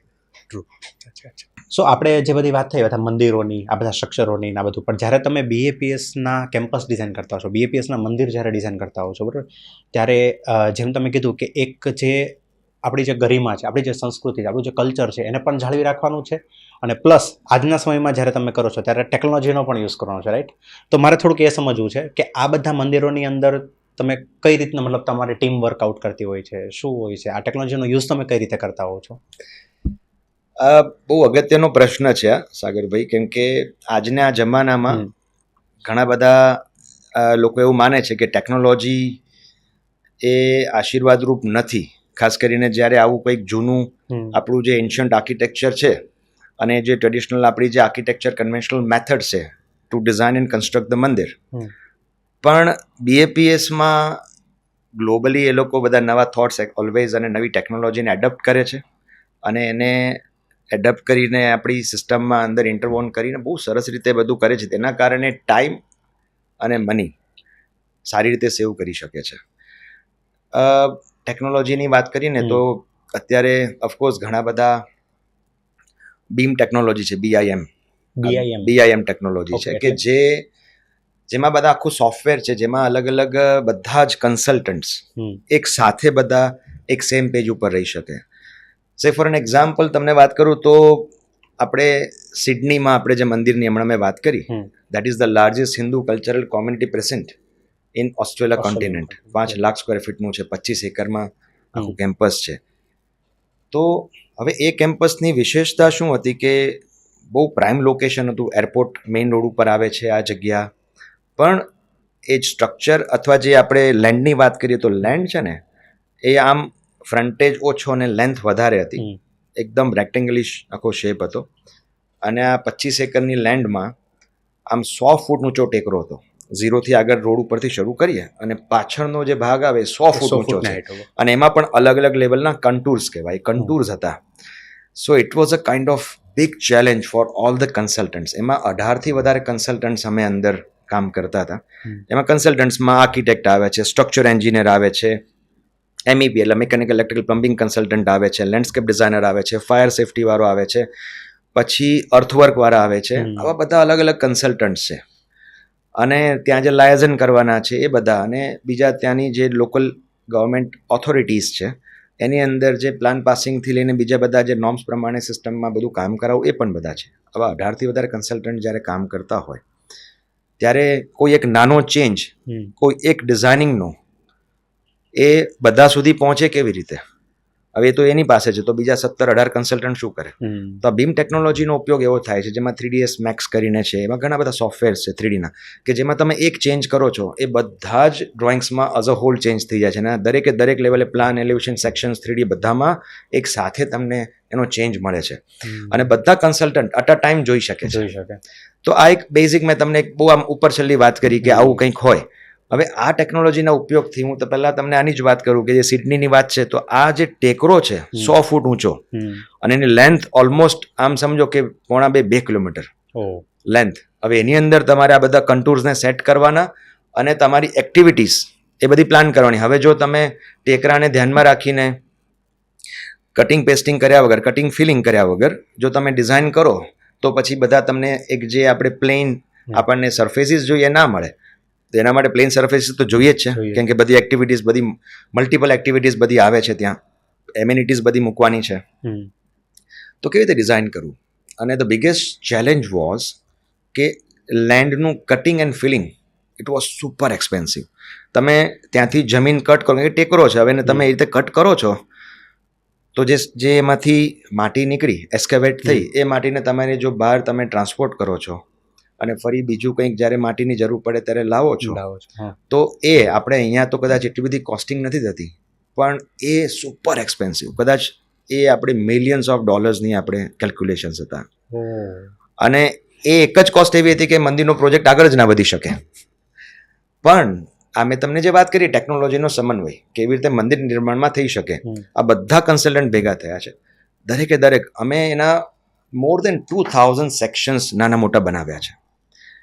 આ બીમના ઉપયોગથી, 3Dના ઉપયોગથી દરેકે દરેક લેવલના એના સેક્શન્સ વર્કઆઉટ થાય કે જેથી જે જમીન એસ્કેવેટ કરી એને ત્યાં જ કેવી રીતે કટિંગ ફિલિંગ કરવી. કેમ કે ખાલી આમ સિમ્પલ ટેકરો નથી, આમ પણ છે, આમ પણ ડાળ છે ને આમ પણ ડાળ છે, બધી બાજુ છે, કટ કરવાની અને જ્યાં ફિલ કરવાની. તો કટ એન્ડ ફિલ અને એને કન્ટુર રિસ્પોન્સિવ ડિઝાઇન કહેવાય. કન્ટુર રિસ્પોન્સિવ ડિઝાઇન, એને જે કન્ટુર્સ છે એને રિસ્પોન્સ આપણે એવી રીતે આપ્યો કે જ્યાં જરૂર હોય ત્યાં આપણે ફિલિંગ કર્યું, જ્યાં જરૂર ત્યાંથી કટિંગ કર્યું. આ કન્ટુર રિસ્પોન્સિવ જે ડિઝાઇન બનીને of course it took around 1.5 or 2 years. કેમ કે બધા કન્સલ્ટન્ટ, અને ત્યાં કેવું છે કે આપણે જેવું અહીંયા નથી કે ભાઈ તમે બેઝિક પ્લાન પાસ કરીને પછી કામ ચાલુ કરો. ત્યાં બધું જ એ લોકોને જે ત્યાંની લોકલ ગવર્મેન્ટ ઓથોરિટીઝ છે એમાં તમારે બધા ડ્રોઈંગ, ડિઝાઇનિંગ બધું સબમિટ કરવાનું અને પછી જ કામ શરૂ થાય. આવું જનરલી બહાર કોઈ પણ બધે ફોરેન કન્ટ્રીઝમાં આવું જ હોય છે. So we are ready with all the set of construction drawings and details. ઘણા બધા મેં જે વાત કરી સેક્શન સાથે લગભગ 2000-3000 ડ્રોઈંગ્સ બધાનો આખો સેટ છે. ગુડ ફોર કન્સ્ટ્રક્શન, GFC કહેવાય, GFC ડ્રોઈંગ સાથેનો સેટ છે. આ બધા સેટ રેડી કર્યા અને પછી ત્યાં પાસિંગ માટે મૂક્યા. અને સરપ્રાઇઝિંગલી મેં જે આપણે વાત કરી કે મિલિયન્સ ઓફ ડોલર્સનું બચત આપણે કરી શક્યા. એનું કારણ શું છે? આ ટેકનોલોજીનો ઉપયોગ. અને જે વસ્તુ બન્યા પછી આપણને એમ લાગે કે અચ્છા હવે આ ફસાઈ ગયા, આમાં શું કરીશું, હવે આને કેવી રીતે આપણે હેન્ડલ કરીશું, નથિંગ ડુઈંગ. આપણે બહુ જ સિગ્નિફિકન્ટ કોસ્ટ રિડ્યુસ કરીને એકદમ બેઝિક કોસ્ટમાં આપણે આ વસ્તુ કરી શક્યા. તો આ ટેકનોલોજી છે. હવે આવા ઘણા બધા ટેકનોલોજીકલ રિસર્ચિસ જે થયા છે અને આર્કિટેક્ચરમાં, અને ખાસ કરીને ટેમ્પલ આર્કિટેક્ચર જે એકચ્યુઅલી આપણું ટ્રેડિશનલ આર્કિટેક્ચર છે, જે મંદિર કન્સ્ટ્રક્શન એ એન્શન્ટ ટેકનિક્સ છે. આપણે જે બધા મંદિરો બનાવીએ છીએ એમાં બેઝિકલી બધા સ્ટોનના મંદિર છે, એમાં કંઈ RCC નથી આવતું. જે બધું એન્શન્ટ આર્કિટેક્ચર છે મંદિરો એ આ જ રીતે છે, જે આજથી હજારો વર્ષો પહેલાં મંદિરો બન્યા છે તો એ જ છે. સ્ટોન એકબીજા સાથે ટંગ એન્ડ ગ્રુવ કન્સેપ્ટથી ફિટ થાય છે, કી હોય છે એવી રીતે ફિટ થાય છે. કોઈ પ્રકારના એમાં સ્ટીલનો ઉપયોગ નથી હોતો. હવે આ બધા જ્યારે મંદિરો તમે બનાવો છો ત્યારે આ કન્સેપ્ટ તો ઇન્ડિયાનો છે, પણ ઇન્ડિયા બહાર જ્યારે મંદિરો બનાવો ત્યારે મોટી ચેલેન્જ શું હોય કે ત્યાંની ગવર્મેન્ટમાં આ વસ્તુ તમારે લોકોને ગળે ઉતારવી કે ભાઈ આ મંદિરો આવનારા હજારો વર્ષો સુધી રહેવાના છે. તો એ લોકો કે ભાઈ તમે RCC નથી વાપરતા તો મંદિર રહે કેવી રીતે? સ્ટીલ નથી અંદર, તો સ્ટીલ વગર મંદિર ઊભું કેવી રીતે રહે? હવે એની સાથે આપણે આપણા મંદિરોનું એમને ટૂર કરાવીએ, ગાઈડેડ ટૂર આપીએ, આપણા બધા કન્સેપ્ટ. અને આપણા BAPSના મંદિરો માત્રની વાત નથી, એવા તો છેક વર્ષો પહેલાં આપણા બધા હજારો એવા મંદિરો, મોન્યુમેન્ટ છે જ. તો જે જોઈને એ લોકોને ઇન્સ્પિરેશન મળે ને પછી કદાચ એ લોકો પાસ કરે બધું ઘણા બધી મહેનત કર્યા પછી. સે ફોર એન એક્ઝામ્પલ હું તમને વાત કરું છું LA મંદિરની, ચિનો હિલ્સમાં. LAમાં આપણે ચિનો હિલ્સ એરિયા છે, એની અંદર આપણું BAPS સ્વામિનારાયણ મંદિર છે. I am talking about 15-16 years back. એ વખતે જ્યારે મંદિર નિર્માણનું કામ ચાલતું હતું ત્યારે બિગેસ્ટ ચેલેન્જ વોઝ એ જે LA મંદિર છે સિસ્મિક ઝોનમાં આવે છે. રાઈટ. એટલે એમાં દર વખતે જે ભૂકંપના આંચકા આવે અને એના કારણે કોઈ પણ મોન્યુમેન્ટ સ્ટ્રક્ચર બનાવવું હોય એના માટે તમારે એના જે ગવર્મેન્ટના ગાઈડલાઇન્સ છે એને ફોલો કરવું પડે. સ્ટ્રક્ચર એન્જિનિયર એ પ્રમાણે ડિઝાઇન આપે. હવે એ લોકો માટે મંદિર, આપણે જે મંદિર ત્યાં અત્યારે ઊભું છે એ મંદિર પ્યોર સ્ટોન આર્કિટેક્ચર, જે આપણું એન્શન્ટ આર્કિટેક્ચર છે મંદિરનું, જે કન્સ્ટ્રક્શનની જે આપણી એક જે વર્ષોથી આપણી જે એક પ્રણાલી છે અથવા જે એની જે મેથડ છે એ મેથડથી જ આખું બનેલું છે. પણ એ લોકોએ તો એ એપ્રૂવ નહોતું કર્યું. તમે કદાચ ગૂગલ કરશો તો એમનો આખી સ્ટોરી એ લોકો ત્યાં નરેટ કરે છે.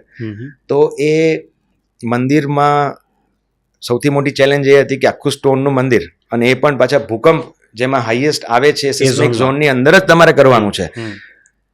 તો એ લોકો કેવી રીતે પાસ કરે? શક્ય જ નથી. અને એમાં નથી આપણે સ્ટીલ યુઝ કરતા, નથી આપણે આરસીસીનો કોઈ પાર્ટ યુઝ કરતા. તો એ મંદિરના નિર્માણમાં એ વખતે ટેકનોલોજીનો ઉપયોગ આજથી 15-16 વર્ષ પહેલાંની વાત કરું છું. આ તો બધું હમણાં ઘણું બધું AI ના તે બધું નવું નવું લોકો વિચારતા હોય અને ટેકનોલોજીનો ઉપયોગ કરતા હોય.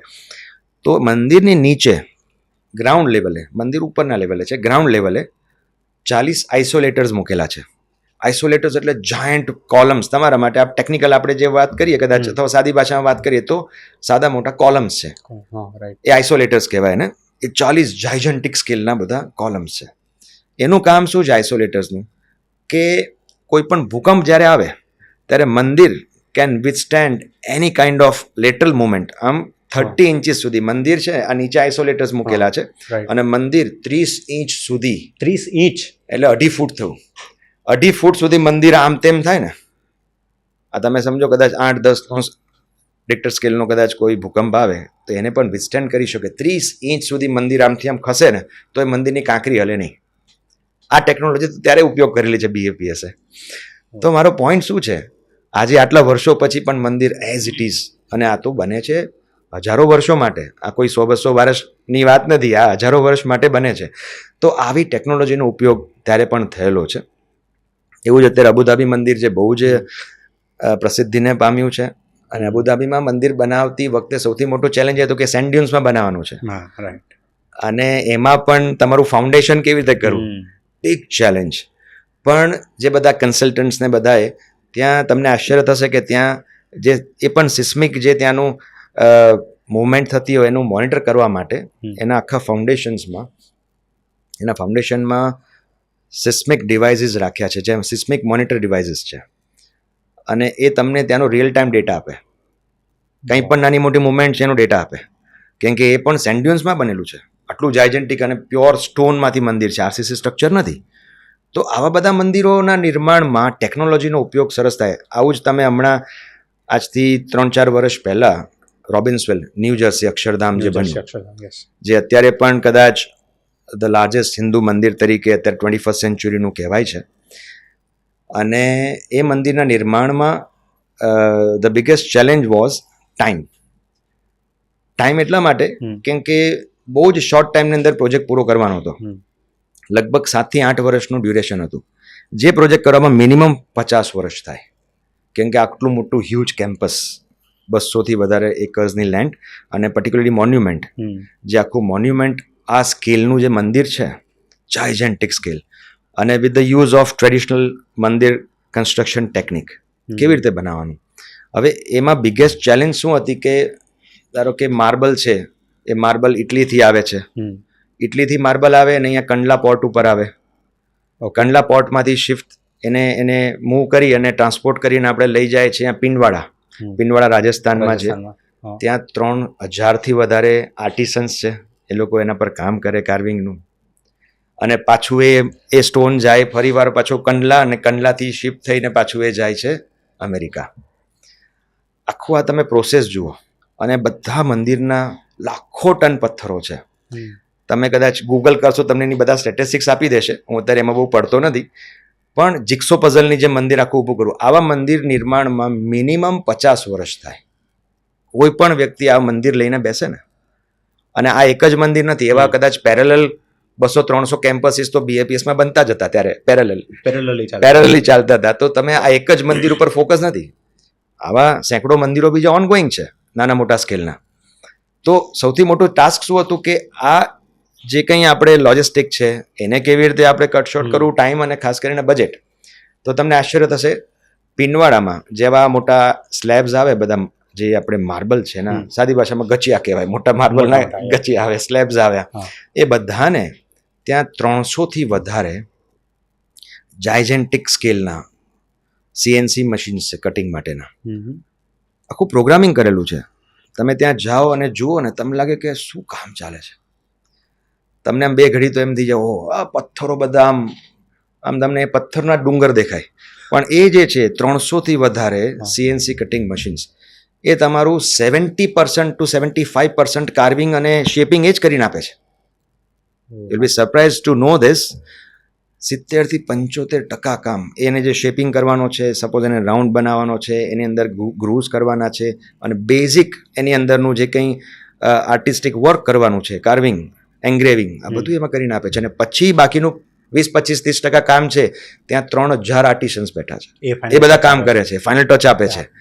અને પછી એ તૈયાર થઈ અને બધાના પ્રોપર નંબરિંગ થાય છે, કોડિંગ થાય છે સિસ્ટમ, અને પછી ત્યાં જાય છે અને ફક્ત ત્યાં 5 જ જણા હોય જે આખી સિસ્ટમ એને ખબર હોય એ બધું ગોઠવી નાખે છે. એટલે આ સરપ્રાઇઝિંગ નથી? શક્ય નથી આ વસ્તુ ફક્ત કન્સ્ટ્રક્શન 7 થી 8 વર્ષમાં પૂરું થવું. It's a miracle. તો આ ટેકનોલોજીનો ઉપયોગ છે.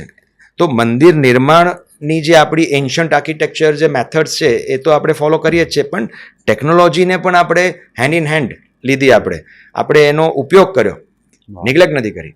આવા ઘણા બધા મંદિર કન્સ્ટ્રક્શનના આપણા અનુભવો છે કે જેમાં ટેકનોલોજીનો સારામાં સારી રીતે ઉપયોગ થતો હોય. એની સાથે સાથે બીજી એક વસ્તુ એવી પણ છે કે ફક્ત ટેકનોલોજી પણ નહીં, પણ તમે જે આપણી એન્શન્ટ આર્કિટેક્ચરની એક સ્કિલ છે આર્ટિસન્સની, એને પણ રિવાઇવ કરવી પડે. આ ફક્ત મશીન ઉપર નથી. ધીરે ધીરે તમે જુઓ તો લોકોની સ્કિલ્સ અત્યારે ધીરે ધીરે પૂરી થતી જાય છે. તમે સારા આર્ટિસન્સ મળતા નથી, જેને આપણે કાર્વિંગ માટેના કહી શકાય, એવા જે વ્યક્તિઓ છે એ બધા જે પહેલાં રાજસ્થાનમાં ને બધે ખાસ હતા. તમને આશ્ચર્ય થશે કે 2005માં દિલ્હી અક્ષરધામ બન્યું, સ્વામિનારાયણનું અક્ષરધામ, જે અત્યારે પણ ગિનિસ બુક ઓફ વર્લ્ડ રેકોર્ડમાં છે અને ખૂબ એનું નામ છે. એ અક્ષરધામ નિર્માણ એ આજે મેં તમને ન્યૂજર્સી રોબિન્સવિલનું અક્ષરધામનું નિર્માણનું કીધું, એના કરતાં પણ શોર્ટ ટાઈમમાં પતેલું છે, અરાઉન્ડ 5 years ટાઈમ. 2001માં એનું ભૂમિપૂજન થયું અને 2005માં કમ્પ્લીટ થયું. ઇમ્પોસિબલ ટાસ્ક છે. જેટલા પણ મહાનુભાવ આજે લગભગ એ વાતને 21 વર્ષથી વધારે સમય થયો છે જોવા આવ્યા છે, ઇવન આર્કિટેક્ટ્સ બધા કહે છે કે આ નેક્સ્ટ ઇમ્પોસિબલ છે, મિનિમમ 40-50 વર્ષ થાય, 5 વર્ષમાં કેવી રીતે બની શકે? અને તમને આશ્ચર્ય થશે કે જ્યારે મંદિર નિર્માણનું કાર્ય ચાલુ થયું અક્ષરધામનું, લાખો ટન પથ્થર. હવે એ વખતે તો આ ટેકનોલોજી હતી પણ નહીં. મેં જે હમણાં વાત કરી તમને કે આવા CNC મશીન, 25 વર્ષ પહેલાની વાત છે, 25-26 વર્ષ પહેલા જ્યારે મંદિરનું કામ ચાલુ કર્યું, તો આ જે આર્ટિસન્સ અથવા જે એના બ્લડમાં આ જે આર્ટ હતી, કલા હતી, એને રિવાઇવ કરવાનું કામ પણ પ્રમુખ સ્વામી મહારાજે કર્યું છે. તમને આશ્ચર્ય થશે કે એ વખતે જે મંદિર નિર્માણની પ્રવૃત્તિમાં જે બધા આર્કિટેક્ટ્સ અને જે બધા સંતો અને બધા કમિટી મેમ્બર્સ જોડાયેલા હતા, એ લોકોએ નક્કી કર્યું કે સ્વામીજી આ 5 વર્ષની અંદર પૂરું કરવું છે, આમ તો અશક્ય જ છે, પણ કદાચ એ કરવું હોય તો પણ તમારે ઓછામાં ઓછા 3,000 થી 3,500 આર્ટિસન્સ જોઈએ છે. 3,000 થી 3,500 આ બધા કારીગરો જોઈએ છે જેને સ્ટોન કાર્વિંગનો એક્સપિરિયન્સ હોય. અને માર્કેટ રિસર્ચ કર્યા પછી એ લોકોએ કીધું કે અત્યારે 250-300 તો માંડ મળે છે આખા રાજસ્થાનમાંથી. હવે 300માંથી 3,000 કેવી રીતે લઈ જવા? આ કંઈ એવું નથી કે તમે રાતોરાત કોઈને શીખવાડી દો. તો સ્કિલ છે. તો આ સ્કિલ રિવાઇવ કરવા માટે શું કર્યું પ્રમુખ સ્વામી મહારાજે? એ જે 300 જણા હતા અને એના ફેમિલી મેમ્બર્સ બીજા બધા, લોકોના બ્લડમાં તો આ છે જ, પણ ધીરે ધીરે કરતાં એ લોકોને એમ્પ્લોયમેન્ટ નથી મળ્યું એટલે એ લોકો બીજામાં ડાયવર્ટ થયા, બીજા કામમાં અત્યારે લોકો પ્રવૃત્ત થયા છે. રાઈટ, બરાબર. તો એ જે ઇકોસિસ્ટમને રિવાઇવ કરવી, પ્રમુખ સ્વામી મહારાજે શું કીધું કે આપણે બધાને ટ્રેનિંગ આપો. સ્વામી ટ્રેનિંગમાં ટાઈમ જાય કે વાંધો નથી, બીજા બધાને શીખવાડીશું, નોર્મલ માણસોને, એના કરતાં તો આ લોકોના બ્લડમાં છે. તમને સાગરભાઈ આશ્ચર્ય થશે કે વિધિન 6 months ઓલમોસ્ટ બધા એવા તૈયાર થયા કે જે આવનારા 3.5-4 વર્ષમાં આખો પ્રોજેક્ટ કમ્પ્લીટ થયો. 2005ના એન્ડમાં એનું ઇનોગ્રેશન થયું. અને એ જે 3,000 કારીગરો છે એ ફક્ત BAPS માટે કામ કરે છે એવું નથી, એ સિવાય બીજા જે કોઈ campuses, Hindu cultural community centres બીજા બધા બને છે, કે ઇવન આપણે માનીએ કે ભાઈ કદાચ જૈનોના બને છે, જે કંઈ બધા બને છે, એ બધામાં એ પોતાની જે આર્ટ છે, સ્કિલ છે, એ યુટિલાઇઝ થાય છે. તો મુખ્ય વસ્તુ એ છે કે ખાલી ટેકનોલોજીની વાત નથી, પણ આ આર્ટ છે, જે આપણું હેરિટેજ છે, એ પણ રિવાઇવ કરવું પડે. એ રિવાઇવ કરવાનું કામ પણ પ્રમુખ સ્વામી મહારાજે કરેલું છે. વાહ. સો આપણે જોઈએ છે કે એક મોન્યુમેન્ટ ઊભું થાય છે, એક મંદિર ઊભું થાય છે, પણ એની પાછળની સ્ટોરીઝ બહુ ડિફરન્ટ હોય છે. સો તમે જે વાત કરી કે જ્યારે ન્યૂ જર્સી અક્ષરધામ બનતું હતું, બરાબર, કે એ બધું બનતું હોય ત્યારે ઇટલીથી પથ્થર આવે અને એ પથ્થર આ રીતે પ્રોસેસ થાય ને પાછું આ સાયકલ જે હોય એ લગભગ કેટલા ટાઈમની હોય? એટલે આમ તો આ એક બહુ મોટી પ્રોસેસ છે કે જેમ કે પથ્થર ત્યાંથી હવે ત્યાં ખાણમાંથી પથ્થર શોધવો ત્યાંથી શરૂ થાય, કેટલા ઘનફૂટ પથ્થર જોઈએ છે એ બધું પહેલાં આખું કેલ્ક્યુલેશન થાય, મંદિરનું ડિઝાઇન થાય એ વખતે, અને એમાં કયા સાઇઝ અને સ્કેલના પથ્થર આપણને ત્યાંથી મળે છે. હવે અત્યારે જેમ ઇટલી છે, ગ્રીસ છે, બધી જગ્યાએથી અલગ અલગ પથ્થર આવતા હોય, એટલે ત્યાં આપણા ઘણા બધા વોલેન્ટિયર્સ છે જે વર્ષોથી ત્યાં જ રહે છે, અને આપણી ઘણી બધી માઇન્સ પણ એ લોકો પહેલાં વર્ષોથી ત્યાં રહીને એક એક વસ્તુ એ લોકો એમાંથી મહેનત કરીને માઇન્સ પણ એ લોકો પોતે ઘણા બધા ત્યાં રહીને એમાંથી પથ્થર કઢાવવાનો એમને એક્સપિરિયન્સ વર્ષોનો છે. કેમ કે આ એવો દેશ છે કે ત્યાં તમારું કોઈ સ્વજન નથી, કશું તમારું કોઈ ઇન્ડિયન કશું જ તમને કંઈ મળવાનું નથી, અને વર્ષોથી ત્યાં રહીને આ બધા ફક્ત આની જે ખાણમાંથી સારો પથ્થર કાઢો એના માટે જ ત્યાં રહ્યા છે. હવે એની સાથે એ પથ્થર કાઢ્યા પછી એનું આખું કોડિંગ સિસ્ટમ હોય, એ કોડ સિસ્ટમ પ્રમાણે ત્યાંથી પછી એ સીધું શિપિંગ થાય છે. મેં જેમ વાત કરી કંડલાથી પછી અહીંયા પિંડવાડા આવે, અને ત્યાં સોમપુરાઝ હોય. બેઝિકલી મંદિરની આપણે જો વાત કરીએ ને તો બે પ્રકારના મંદિરો હોય. એક જે પ્યોર સ્ટોનના મંદિરો છે કે જે આપણું એન્શન્ટ આર્કિટેક્ચર મેથોડોલોજીને યુઝ કરીને કરવામાં આવે છે. એમાં પણ મંદિરમાં પણ ઘણા બધા નાગરા સ્ટાઇલ ને આને તેને ઘણા બધા એવા છે કે જે સ્ટાઇલથી મંદિરો બનતા હતા અને અત્યારે પણ બની રહ્યા છે. તો એ જે એન્શન્ટ આર્કિટેક્ચર છે, એ જે મંદિરોનું નિર્માણની વાત કરીએ છીએ તો એ સોમપુરાઝ કરતા હોય. સોમપુરાઝના બ્લડમાં આ છે. સોમપુરા એ મંદિરના આર્કિટેક્ટ કહી શકાય કે જે ફક્ત મોન્યુમેન્ટ જેની આપણે વાત કરી કે જે પથ્થરનું કામ કરવાનું છે એના એ આર્કિટેક્ટ છે. એટલે એ લોકો આની સાથે એ પણ ઓફકોર્સ મોડર્ન ટેકનોલોજી મેં જે વાત કરીએ બધા એમાં જોડાયેલા હોય અને મોડર્ન ટેકનોલોજીનો ઉપયોગ કરીને આ પ્રોસેસમાં આપણી સાથે જોડાયેલા હોય છે. એ બધા પણ મંદિર નિર્માણમાં એ વખતે જે પથ્થરોની સાઇઝ એના પ્રમાણે કયા સ્કેલમાં કયો પથ્થર ક્યાં શું કેવી રીતે વાપરવો એનું આખું ડિઝાઇન તૈયાર કરે. ડિઝાઇન પ્રમાણે પછી એ લોકો જે હમણાં વાત કરી કે આ બધા CNC કટિંગ મશીન્સમાં એના પ્રમાણે સાઇઝિંગ અને એની ડિઝાઇન હોય, અને મશીન્સ કાર્વિંગ કરે આ બધું, અને પછી જે હેન્ડ કાર્વિંગ માટે ફરી જાય અને ફાઇન ટ્યુનિંગ થાય, અને પછી આ બધાના ફરી કોડિંગ થાય. કોડિંગ થયા પછી પાછા એ ત્યાં જાય. ઇવન નાના નાનો વેસ્ટનો પણ યુટિલાઇઝ થાય. આ તમે સમજો કે જે પથ્થર આજે આવે છે પણ જો વેસ્ટ છે ને એ જો યુટિલાઇઝ નથી કરતા તો કરોડો રૂપિયાનું નુકસાન છે. હવે એ નાના નાના વેસ્ટ પણ છે એને ક્યાં કેવી રીતે વાપરવા, કેમ કે કોઈ સ્ક્વેર કે રેક્ટેંગલિશ કે ક્યુબોઇડ કાઇન્ડ ઓફ એક માર્બલનો ગચિયો છે કે સ્લેબ છે, હવે એને તમારે રાઉન્ડ કરો ને તો બધા કોર્નર્સ જે છે એ વેસ્ટ ગયા, એને પણ માઇક્રો લેવલે પ્લાનિંગમાં લોકો યુટિલાઇઝ કરતા હોય અને એના ડ્રોઈંગ્સ બનતા હોય. એટલે ઓલમોસ્ટ જે કહેવાય કે વેસ્ટેજ ઓછો થયો એક રીતે આ સસ્ટેનેબલ પ્રોજેક્ટ તરીકે પણ આ એક બહુ સસ્ટેનેબિલિટીને ધ્યાનમાં રાખીને બને છે. આ બધી વસ્તુઓમાં આ વસ્તુ ખાસ હોય. તો આ થયું, પછી એના કોડિંગ થયા, ફરી પાછા કંડલા જાય, ત્યાંથી શિપિંગ થઈને પાછું જે તે જગ્યાએ અમેરિકામાં કે આફ્રિકામાં કે ઓસ્ટ્રેલિયામાં, અત્યારે પેરિસ છે, બધી જગ્યાએ જ્યાં મંદિરો આવા મોટા બને છે ત્યાં, અને કદાચ લોકલ લેવલે મંદિરો બનતા હોય તો એ રીતે ત્યાં ટ્રાન્સપોર્ટ થાય. અને મેં જેમ વાત કરી કે આખું જેક્સો પઝલ જેવું છે, એવી રીતે આખું સરસ ગોઠવાતું જાય અને મંદિર આવી જાય. તો આ એક મંદિરની આ મેથડ થઈ. બીજી મંદિરની મેથડ છે ને જેમાં ટેકનોલોજીનો ઉપયોગ કરીને સમય, હવે કેવું છે કે આ મંદિર પણ એટલીસ્ટ 6-7 વર્ષ 8 વર્ષ લે છે કે મિનિમમ 5 વર્ષ લે છે. હવેનો સમય કેવો છે કે ફાસ્ટ જોઈએ છે, અને એની સાથે એવું છે કે ટેકનોલોજીનો પણ સારી રીતે આપણે સમન્વય કરીને કરવું છે. તો બીજી મેથડ જે છે એમાં કેવું છે કે મંદિરની ડિઝાઇન એ જ છે, પણ એમાં પ્રીકાસ્ટ સ્લેબ્સ હોય. RCCમાં આખું બને. પ્રીકાસ્ટ એટલે તમારે વોલ્સ બધી આખી પહેલેથી નક્કી કરીને એના પ્રમાણે કાસ્ટિંગ થયેલું છે. એ કાસ્ટિંગ થયેલી પેનલ્સ સીધી સાઇટ ઉપર ઉતરે છે, એ બધી વોલ્સ તરીકે ફટાફટ ઇરેક્ટ થાય છે, અને આ પણ બધું આખું મશીનરીથી સરસ આખું જે આપણે એના માટેના ઇક્વિપમેન્ટ્સ અને ટૂલ્સ હોય અને ક્રેનથી બધું ઇન્સ્ટોલ થાય. એટલે કન્સ્ટ્રક્શન ટેકનિક ફાસ્ટ છે. હવે RCC થયું પછી એની ઉપર સ્ટોન ક્લેડિંગ થાય, અને એ સ્ટોનમાં કાર્વિંગ કરેલું હોય જે મશીનમાં તૈયાર થઈને આવે છે, અને મેન્યુઅલી માઇનોર એના પર જે કંઈ આપણે એને ડેકોરેટ અથવા એને મોડિફિકેશન કરીને બ્યુટિફિકેશન માટે કરીએ છીએ. તો આ મંદિરો લેસ દેન 2.5 or 3 yearsમાં કમ્પ્લીટ થાય છે. જેમ કે અત્યારે પેરિસમાં મંદિર બની રહ્યું છે, તો પેરિસનું મંદિર પણ તમે જોશો તો એની પેનલ્સ ફટાફટ બધી ઊભી થાય છે. બહારથી આખું મંદિર એ તમને ટ્રેડિશનલ તમારું ઇન્ડિયન આર્કિટેક્ચર જે છે એ જ રિપ્રેઝેન્ટ કરે છે, કેમ કે સ્ટોન જ છે.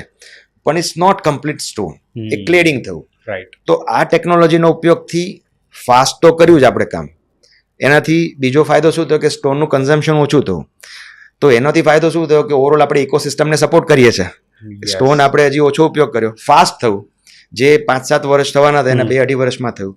તો આ પણ એક બીજી મેથડ છે જેમાં અત્યારે આપણા ઘણા બધા જોનિસબર્ગનું અત્યારે મંદિર બને છે, તો પણ એ જ મેથડ છે કે જે આવનારા અને કોસ્ટ પણ ઘણી સેવ કરે છે. So we are saving cost and time. તો આ બંને ટેકનોલોજીનો ઉપયોગ કરીને શું કરી શકાય એ મેં તમને એક્ઝામ્પલ આપ્યું. પણ મારે હવે થોડુંક તમારે બિગિનિંગની સ્ટોરીમાં જવું છે, રાઈટ? કારણ કે મારે થોડું હવે કહેવાય ને જે અધર સાઇડ જે તમે જે બીજા ટર્નકી પ્રોજેક્ટ આખા જે બીજા કરતા હો છો, રાઈટ, એના વિશે થોડુંક સમજવું છે. ફર્સ્ટ પ્રોજેક્ટ તમને યાદ છે કે જ્યારે તમે શરૂ કર્યું ત્યારે ફર્સ્ટ પ્રોજેક્ટ તમને તમારી પાસે શું હતો, કેવો હતો? મારા કેરિયરની શરૂઆત એકચ્યુઅલી હું when I was in architecture I started doing private projects. અને એમાં 2000ની સાલની વાત કરું છું, જ્યારે હું હજી મારું સેકન્ડ લાસ્ટ યર હતું અને 2000ના એન્ડમાં જ્યારે મારું લગભગ થીસીસ સેમિસ્ટર હજી શરૂ થવાનું હતું 2001માં, એ પહેલાંની વાત કરું છું. એ વખતે મારો ફર્સ્ટ પ્રોજેક્ટ એક હતો ઓફિસ ડિઝાઇનિંગ. હવે I am an architect, I studied architecture, but એવા પ્રોજેક્ટ તમને શરૂઆતમાં ઓફકોર્સ કોઈ આર્કિટેક્ચર કન્સ્ટ્રક્શનના પ્રોજેક્ટ ઘણીવાર શરૂઆતમાં ના મળે. તો ઇન્ટિરિયર પ્રોજેક્ટથી શરૂ કર્યું હતું મેં. એક ઓફિસ ઇન્ટિરિયર કરવાનું હતું જેમાં ઓફિસનો એક કાર્પેટ એરિયા 4000 ફૂટ હતો અને એમાંથી 2500 ફૂટ એ લોકો આખું રીડિઝાઇનિંગ કરવાના હતા અને બાકીનો 1500 એઝ ઇટ ઇઝ રાખવાના હતા. અને અમદાવાદમાં જ એ ઓફિસ આશ્રમ રોડ ઉપર હતી. અને આમ જોવા જાઓ તો પ્રોજેક્ટ તમે એઝ એન આર્કિટેક્ટ કરતા હો, આર્કિટેક્ટ છો અને ઇન્ટિરિયર ડિઝાઇનિંગનો પ્રોજેક્ટ કરો, જે એકચ્યુઅલી તમારો ફોર્ટે નથી, તમારો સબ્જેક્ટ નથી, પણ તમારે પ્રોજેક્ટ કરવો પણ છે. કેમ કે તમારી એક એવી ક્યુરિયોસિટી છે કે આ પ્રોજેક્ટમાં શું થાય, અને આપણી એક્સપર્ટીઝ ભલે આર્કિટેક્ચરમાં છે, ઇન્ટિરિયરમાં નથી, તો લોકો બી કહે કે યાર તું ગાંડો છું કે યાર ઇન્ટિરિયર પ્રોજેક્ટ થોડા કરે, આર્કિટેક્ટ મળે તો જ કરવાના. પણ એકચ્યુઅલી જોવા જાઓ તો architect interior goes hand in hand. આ બંને વસ્તુઓ એક સાથે જ જાય છે. કોઈ એકલું આર્કિટેક્ચર ના ચાલે, એની સાથે ઇન્ટિરિયરના થોટ પ્રોસેસ હોવી જ જોઈએ. જે હું ભણતી વખતે સમજ્યો તો, શીખ્યો તો. મેં ઓફિસ ટ્રેનિંગ પણ એવી રીતે જ કરી હતી કે જેમાં ઇન્ટિરિયરના એક્સપિરિયન્સ મને થોડો થયો તો. 6 મહિના ઓફિસ ટ્રેનિંગ હોય છે ભણતી વખતે, થર્ડ યરમાં ઇન્ટર્નશિપ. એ વખતે એટલે મને થોડુંક મારો એક સેક ઓફ ઇન્ટરેસ્ટ એવો પણ હતો કે થોડા ઇન્ટિરિયર પ્રોજેક્ટથી શરૂ કરીએ, અને એ જ આપણને ઓફકોર્સ મળવાના હતા ત્યારે. તો એ પ્રોજેક્ટમાં મેં શરૂ તો કર્યું. હવે એ વખતે કંઈ એવી પરિસ્થિતિ કંઈ બહુ સારી નહોતી આપણી, અને એમાં કંઈ બહુ એવું આપણને કંઈ એવું પેલું ફીલ પણ નહોતું થતું ભાઈ હવે આ શું છે. પણ મુખ્ય ઇન્ટરેસ્ટિંગ મેટર શું છે કે એ વખતે મારી પાસે એક લ્યુના હતી. લ્યુના કદાચ અત્યારની જનરેશનના લોકોને કદાચ ખબર બી નહીં હોય કે લ્યુના કેવું હોય, પણ એક નાનું મોપેડ છે. એ લ્યુના હતું જે ઘણીવાર સાયકલ એને ઓવરટેક કરી જાય, સાયકલ લ્યુનાને ઓવરટેક કરી જાય એવું લ્યુના હોય. હવે મારી પાસે હતું, અને હું સાઇટ ઉપર જાઉં ને તો ત્યાં જે મિસ્ત્રીને બધા આવે ને, એ મિસ્ત્રી બધા ગાડીમાં આવે. આઈ એમ ટોકિંગ અબાઉટ 2001. એ જે પ્રોજેક્ટ ચાલ્યો થોડા મહિના સુધી, એટલે તમને આમ ડિપ્રેસિંગ ફીલ થાય, તમને આમ થોડુંક આમ એવું ફીલ થાય કે યાર આપણે કંઈ આવડતું નથી. અને આપણને, અને એ લોકો મિસ્ત્રી એ વખતે મોબાઈલ લઈને આવે. સાહેબ આજથી 17 વર્ષ પહેલાં મોબાઈલ એટલે આમ લોકો માટે ડ્રીમ. જે વખતે મને ખબર છે 16 કે 17 રૂપિયા પર મિનિટ ચાલતું હતું. 16 કે 17 રૂપિયા પર મિનિટ હતું, બરાબર. એ વખતે આ લોકો મોબાઈલ વાપરે. ઇનકમિંગ એ ફ્રી નહોતું, ઇનકમિંગમાં પણ ચાર્જેબલ હતું. 8 રૂપિયા કે 10 રૂપિયા ઇનકમિંગ હતું ને આઉટગોઈંગના 16 રૂપિયા ને એવું કંઈક હતું. એ વખતે અમારા મિસ્ત્રી, અમારા બીજા બધા કન્સલ્ટન્ટ એજન્સીસ બધી આવી રીતે આવે, અને હું લ્યુના લઈને ઉતરું આમ સાઇટ ઉપર, અને લાગે છે અને લોકો આર્કિટેક્ટ જો આ ઇન્ટિરિયર ડિઝાઇનિંગ, અને of course they are technically so sound, because એ લોકો તો આ જ વર્ષોથી આ જ ધંધો કરે છે, એક્સપિરિયન્સ છે, ને મારી પાસે એક્સપિરિયન્સ નથી. પણ મને એ પ્રોજેક્ટ એક રેફરન્સથી મળ્યો હતો, અને એ જેણે મને ક્લાયન્ટે પણ મને કીધું હતું કે ભાઈ તું આ પ્રોજેક્ટ કર, કેમ કે મને લાગે છે કે તું કંઈક ક્રિએટિવલી આમાં રિઝલ્ટ આપી શકીશ. એટલે it was a good opportunity, so I also want to grab it. મારે છોડવું નહોતું એ પ્રોજેક્ટ. અને એ પ્રોજેક્ટમાં ઓફકોર્સ જેમ એક્સપિરિયન્સ આપણો હતો નહીં, કે એવો કોઈ એક્સપર્ટીઝ હતી નહીં, પણ જે કંઈ થોડા મહિનાની અંદર પ્રોજેક્ટ ચાલ્યો, કેમ કે રિનોવેશન સાથે રહેતા ઓફિસના સ્ટાફને મેન્ટેન કરીને પણ આપણે બધું કરવાનું હતું. પણ of course with the grace of God it has turn out very well. Client was super happy with the end result. ખૂબ સરસ પ્રોજેક્ટ થયો, પણ એમાં એક જે મારા માટે લાઈફ લોંગ એક જે લેસન હતો ને એ હતો કે મેં ક્લાયન્ટ સાથે ઇનિશિયલી નક્કી કરેલું કે ભાઈ 25,000 રૂપિયા મારે આમાંથી લેવાના છે, જે 5-6 મહિના ચાલ્યો પ્રોજેક્ટ. એ દરમિયાન હવે સરપ્રાઇઝિંગલી જેમ મેં વાત કરી, client was super happy with the end result, ખૂબ ખુશ હતો અને બહુ એપ્રિશિએટ કરેલું. પણ જ્યારે હું ફીસ લેવા માટે ત્યાં એમની સાથે છેલ્લે ગયો ત્યારે મને એમને 25ની જગ્યાએ 21 આપ્યા. મને કે લે પ્રશાંત, આ 21 છે. મેં કહ્યું પણ સાહેબ આપણે 25ની વાત થઈ છે અને આ છેલ્લા જે બાકીના છે તમે મને 21 તરીકે નહીં 25 તરીકે પૂરા કરી નાખો. આમ હું ઇમોશનલ થઈ ગયો કે કેમ. મેં કીધું એનું કારણ છે કે મેં આજે મારું લ્યુના છે ને એ મેં કાઢીને હવે એક બજાજ બોક્સર એ વખતે આવતું હતું. મેં કીધું બાઇક લેવું છે મારે અને હું ફાઇનાન્શિયલી મારા ફાધરની 1 રૂપિયાની હેલ્પ લેતો નથી. હું એક સેલ્ફ મેડ આર્કિટેક્ટ બનવા માંગુ છું અને એવું જ અત્યારે પણ મેં શરૂ કર્યું છે. મારે કોઈ વસ્તુ મારે પપ્પાના પૈસે નથી કરવું અને મેં મારા જ પેલા ઉપર એક લોન પણ લીધેલી છે કે જેથી મને 15,000ની લોન મળે છે. એ મોપેડ જે આપણે છોડીને આપણે જે વાત કરીએ બજાજ બોક્સર એ 40,000નું છે અને એ 40,000ની સામે 15,000ની લોન છે અને આ 25,000 તમારી પાસેથી ટોટલ આવવાના હતા. એ બધું કેલ્ક્યુલેટ કરીને મારું વ્યવસ્થિત થાય છે. હવે તમે મને 3,000 આ 4,000 ઓછા આપશો તો મારું આ પાછું કેલ્ક્યુલેશન હોલ્ડ ઉપર આવી જશે. એટલે મેં ખૂબ રિક્વેસ્ટ કરી, સાદી ભાષામાં કે કરગર્યો. મેં કીધું સાહેબ આવું ના કરો. તો કે પ્રશાંત મને ખબર છે કે તું ભવિષ્યમાં બહુ મોટો આર્કિટેક્ટ થઈશ પણ કે તું આ તો હું તને નહીં આપું, તું ભૂલી જા ગયા. અને આઈ વોઝ સો ડિપ્રેસ્ડ એકદમ. કેમ કે એ 4,000ની કિંમત હતી એના કરતાં બી હતું કે મારું આખું ડ્રીમ હતું કે ભાઈ આ લેવાનું. તો હવે એ તો પાછું દૂર જતું રહ્યું. આમ હાથ વગવું હતું કે હમણાં જ. અને પછી of course it took 2 or 3 months મોર એ બધું ફરી મેં 4,000 રૂપિયાની કિંમત એ વખતે હતી જ મારા માટે. આજની તારીખે પૈસાની કિંમત હોય પણ એ આખું કેલ્ક્યુલેશન આખું આપણું ડિસ્ટર્બ થઈ ગયું, વિખરાઈ ગયું. અને પછી મેં 3-4 મહિના પછી પાછું બધું ઇનિશિયેટિવ લીધું અને ફરી પાછી લોનની પ્રોસેસ કરીને પછી મેં લીધું. પણ it was a kind of life learning lesson. અને કોઈએ મને પૈસા ના આપ્યા શરૂઆતમાં. વિથ યોર સરપ્રાઈઝ હું તમને કહું, એ ક્લાયન્ટ હમણાં હજી 1 વર્ષ પહેલાં આવ્યા મને, 25 વર્ષ પછી. ત્યાં સુધી પછી એ પાછા પિક્ચરમાં હતા ને કદાચ એ ફોરેન જતા રહ્યા હતા. એટલે સેમ ક્લાયન્ટ. ઓકે. અને એ જેના રેફરન્સથી આવ્યા હતા ને એ રેફરન્સ પાસેથી ફરી મારો નંબર લીધો કે ભૂલી ગયા હતા. અને એ આવ્યા મારી ઓફિસે બેઠા, બધું જોયું સેટઅપ. પછી મારું બધું અત્યારનું જે કામ છે એને થોડું સોશિયલ મીડિયા પર જોયું. ત્યાં સુધી એ બહુ કનેક્ટ નહોતા. અને મને કે પ્રશાંત, જો મેં તને નહોતું કીધું કે તું બહુ મોટો આર્કિટેક્ટ થઈશ? પણ મેં કહ્યું સાહેબ તમને પેલું યાદ છે? તો કે હા યાદ છે. ને પછી હસવા માંડે કે જો તે 4,000 ના આપે ને તે મને યાદ રાખ્યો ને. મેં કીધું ભાઈ એવું નથી. પણ આ હજી મને હવે તો આખું એક ચલો. પણ આવા બધા ઇન્સિડન્ટ્સ અને આજની તારીખે પણ after this 25 years of experience I M telling you કે દરેક આર્કિટેક્ટના આમ તો દરેક જગ્યાએ ચેલેન્જીસ હોય જ છે પણ આર્કિટેક્ટ્સને પણ આજની તારીખે આ ચેલેન્જીસ ફેસ કરવી જ પડે છે. કેમ કે વર્ડ ઓફ માઉથની કિંમત ઓછી છે લોકોમાં. એવું નથી કે એ લોકોને પૈસા નથી આપવા, પણ હવે જે કંઈ એક માઇન્ડસેટ અથવા મેન્ટાલિટી છે આપણે અહીંયા ઇન્ડિયામાં, એના કારણે ઘણીવાર આવું થાય છે. ઘણા બિચારા એસ્પાયરિંગ આર્કિટેક્ટ છે ડિપ્રેસ થઈ જાય અને આ ફિલ્ડ છોડી દે છે. એનું બિગ ડિઝાસ્ટર છે.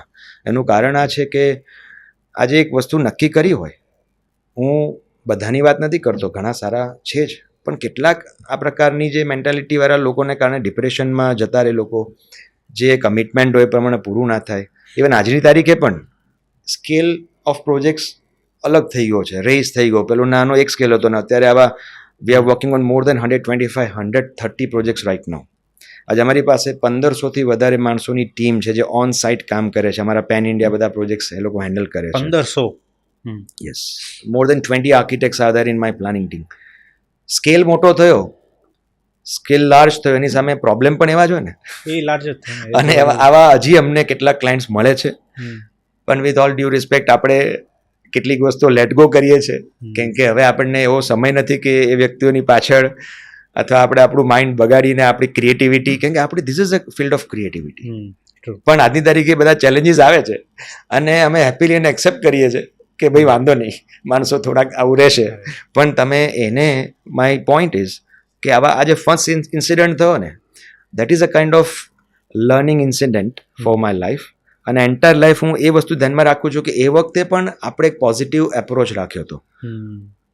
કોઈ ઓફકોર્સ થોડું ડિપ્રેસ થયો હતો, પણ એની સાથે આપણું એક સ્પિરિચ્યુઅલ બેકગ્રાઉન્ડ છે, આપણી જે એક પોઝિટિવ થિંકિંગની માનસિકતા છે, આ બધી વસ્તુઓ આપણને ઇફેક્ટ કરે છે અને છેલ્લે આપણને એ જ આવા બધા પ્રસંગો ઇવન આજની તારીખે પણ બને છે અને એમાંથી તમને બહાર જલ્દી કાઢી શકે છે. જ્યારે ઘણા લોકો પછી એ ડિપ્રેશનમાં જતા રહે અથવા ઘણીવાર ખોટા વિચારો અને ખોટી વસ્તુઓ કરી બેસે, જે નથી કરવા માટે આપણને પ્રેરિત કરતા, એના માટે પણ આ એક આધ્યાત્મિકતા બહુ જરૂરી છે. સાચી વાત છે. સો આ બધી જે તમે કીધું કે પેમેન્ટના ઇસ્યુ થાય છે, આ ઇસ્યુ થાય, તે ઇસ્યુ થાય, પણ આની કોઈક તો પ્રોસેસ હશે ને સ્ટાન્ડર્ડ? ધારો કે મોસ્ટલી પેમેન્ટ ટર્મ શું હોય?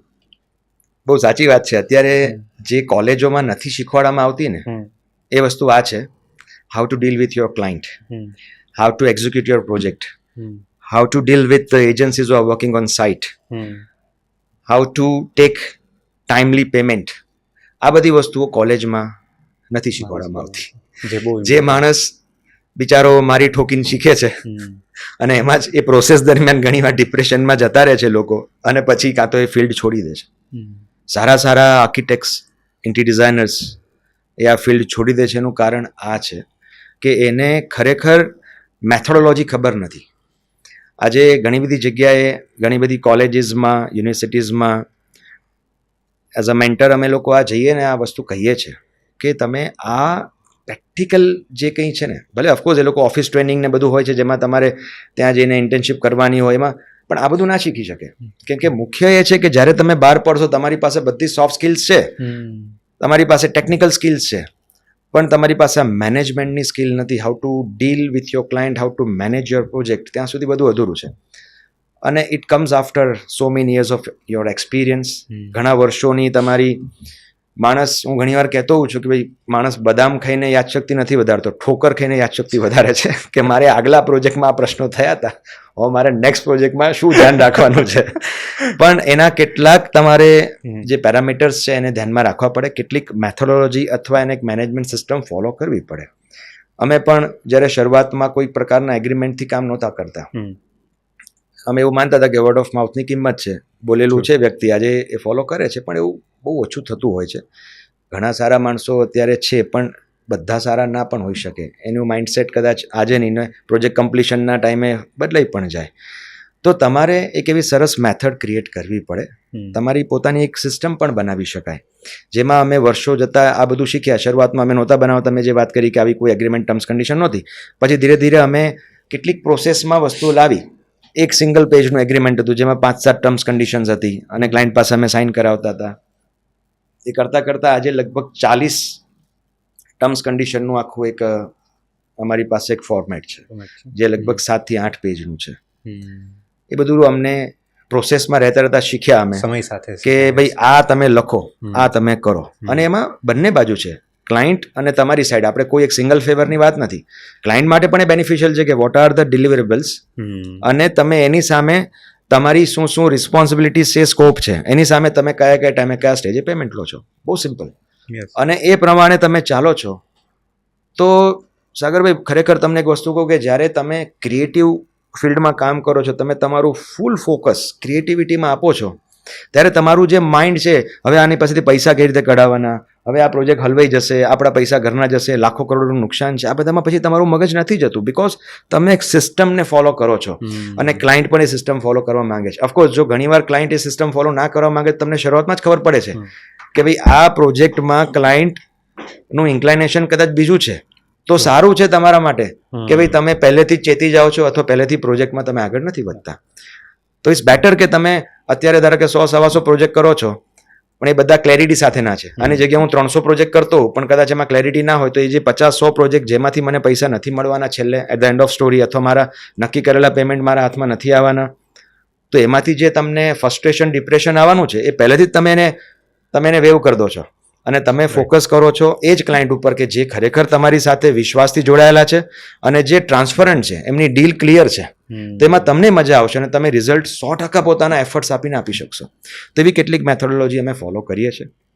એની સાથે સાથે PMC રાખી છે, that is called project management consultants. Project management કન્સલ્ટન્ટનું કામ શું છે કે ટાઈમલી પ્રોજેક્ટ મેનેજ કરે છે, સુપરવાઇઝ કરે છે, એક્ઝિક્યુટ કરે છે, અને that person is a link between all the consultants. હવે કોઈ એક ઘર બને છે તો it's not only an about an architect. અત્યારે મોટું ડિઝાસ્ટર શું છે, જ્યારે ઘર બનાવતા હોય ત્યારે લોકો આર્કિટેક્ટની શોધમાં તો ઓફકોર્સ છે જ. એને એટલી ખબર છે બેક ઓફ ધ માઇન્ડ કે મારે આર્કિટેક્ટ ઘર માટે રાખવો જોઈએ. જેમ આપણને ખબર છે કે ભાઈ કોઈ પણ મેડિકલ ઇમરજન્સીસ છે, ઓપરેશન કરાવવું છે, કેટલીક દવાઓ પણ બેઝિક જે મેડિસિન્સ છે એના માટે ડૉક્ટર જોઈએ. હવે ડૉક્ટરમાં ઘણા બધા છે, ડિગ્રી વગરના પણ છે ને ડિગ્રીવાળા પણ છે. પણ આપણને એમાં ક્લેરિટી છે કે ભાઈ આપણે આપણી સેલ્ફ સાથે મેન્યુપ્યુલેટ ના કરી શકીએ, આપણું શરીર સાથે કોઈ છેડા કરી જાય એ ના ચાલે. તો એના માટે આપણે ડિગ્રી હોલ્ડર ડૉક્ટર પાસે જ જઈએ છીએ. એમાંય પણ રિનાઉન્ડ હોય, એક્સપિરિયન્સ છે, એક્સપર્ટીઝ છે, એવા પાસે જઈએ છીએ. પછી એમાં પૈસાનો વિચાર નથી કરતા. પણ the biggest disaster is you will be shocked and surprise by knowing કે માર્કેટમાં અત્યારે જે લોકો કામ કરે છે, ઘણા બધા આજે ઇવન કાર્પેન્ટર્સથી લઈને ઘણા બધા લોકો છે કે જે લોકો આજે ઇન્ટિરિયર ડિઝાઇનર તરીકે પ્રેક્ટિસ કરે છે, જેની પાસે કોઈ ડિગ્રી નથી, જેની પાસે કોઈ સર્ટિફિકેશન નથી, 6 મહિના વર્ષનું ક્યાંક કોઈક જગ્યાએ એક્સપિરિયન્સ લીધો, કોઈક એવું સર્ટિફિકેટ જેની કોઈ કિંમત નથી, ફાડીને ડસ્ટબિનમાં નાખવાનું છે, અને they are playing with the emotions of client. આ બહુ મોટું ડિઝાસ્ટર છે સાહેબ. આજે ઘર બનાવે છે ક્લાયન્ટ, એક ઇમોશન્સથી ઘર બનાવે છે, રાઈટ?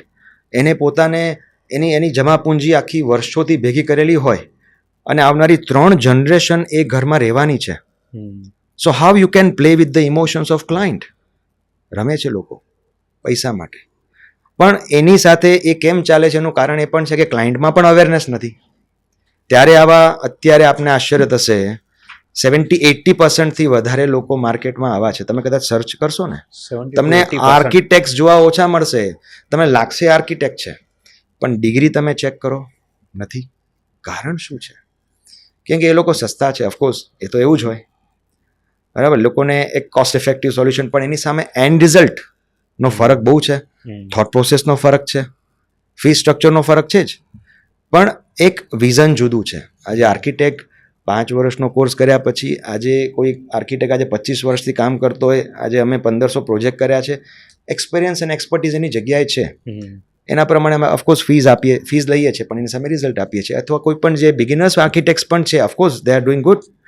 પણ મારો કહેવાનો મતલબ એ છે કે જે ડિગ્રી વગરના ડૉક્ટર્સનો આજે મોટો પ્રશ્ન શું છે, ક્લાયન્ટને બિચારાને અવેરનેસ નથી, એના કારણે they are playing with the emotions. બને તું ટેકિંગ કે એણે તો સીધું કોપી પેસ્ટ કર્યું છે ને, ઇમિટેટ કર્યું છે ક્યાંકથી, એઆઈ જનરેટેડ કંઈક બનાવી દીધું છે. એણે ક્યાંકથી સીધું પિન્ટરેસ્ટમાંથી અથવા કોઈ આર્કિટેક્ટમાંથી સીધું એણે ઉઠાવ્યું છે. હવે બિચારા આર્કિટેક્ટને ખબર નથી કે આ દેખાય છે એ વસ્તુ બનવાની નથી. પેલા જે ક્લાયન્ટ છે એને ખબર નથી. ક્લાયન્ટ છે એ તો બિચારો બ્લાઇન્ડ ફેથ કરે છે. તો આજે આ એક બહુ મોટું આમાં એક ન્યુસન્સ કહી શકાય. તો હું ઓલવેઝ કોઈ પણ એક ક્લાયન્ટ હોય એને ઓલવેઝ મારી એક રિક્વેસ્ટ એવી હોય છે, ઘણીવાર મને ફોન કરે કે કોઈને પણ હું એમને કહું કે ભાઈ તમે પહેલાં ચેક કરો કે ભાઈ આ વ્યક્તિ આર્કિટેક્ટ છે, આ ડિગ્રી હોલ્ડર આર્કિટેક્ટ છે. કેમ કે આખું કાઉન્સિલ છે, ઇન્ડિયન ઇન્સ્ટિટ્યૂટ ઓફ આર્કિટેક્ટ છે, એનું આખું એક કાઉન્સિલ છે, કાઉન્સિલ ઓફ આર્કિટેક્ટનું, એનો રજિસ્ટર્ડ આર્કિટેક્ટ છે.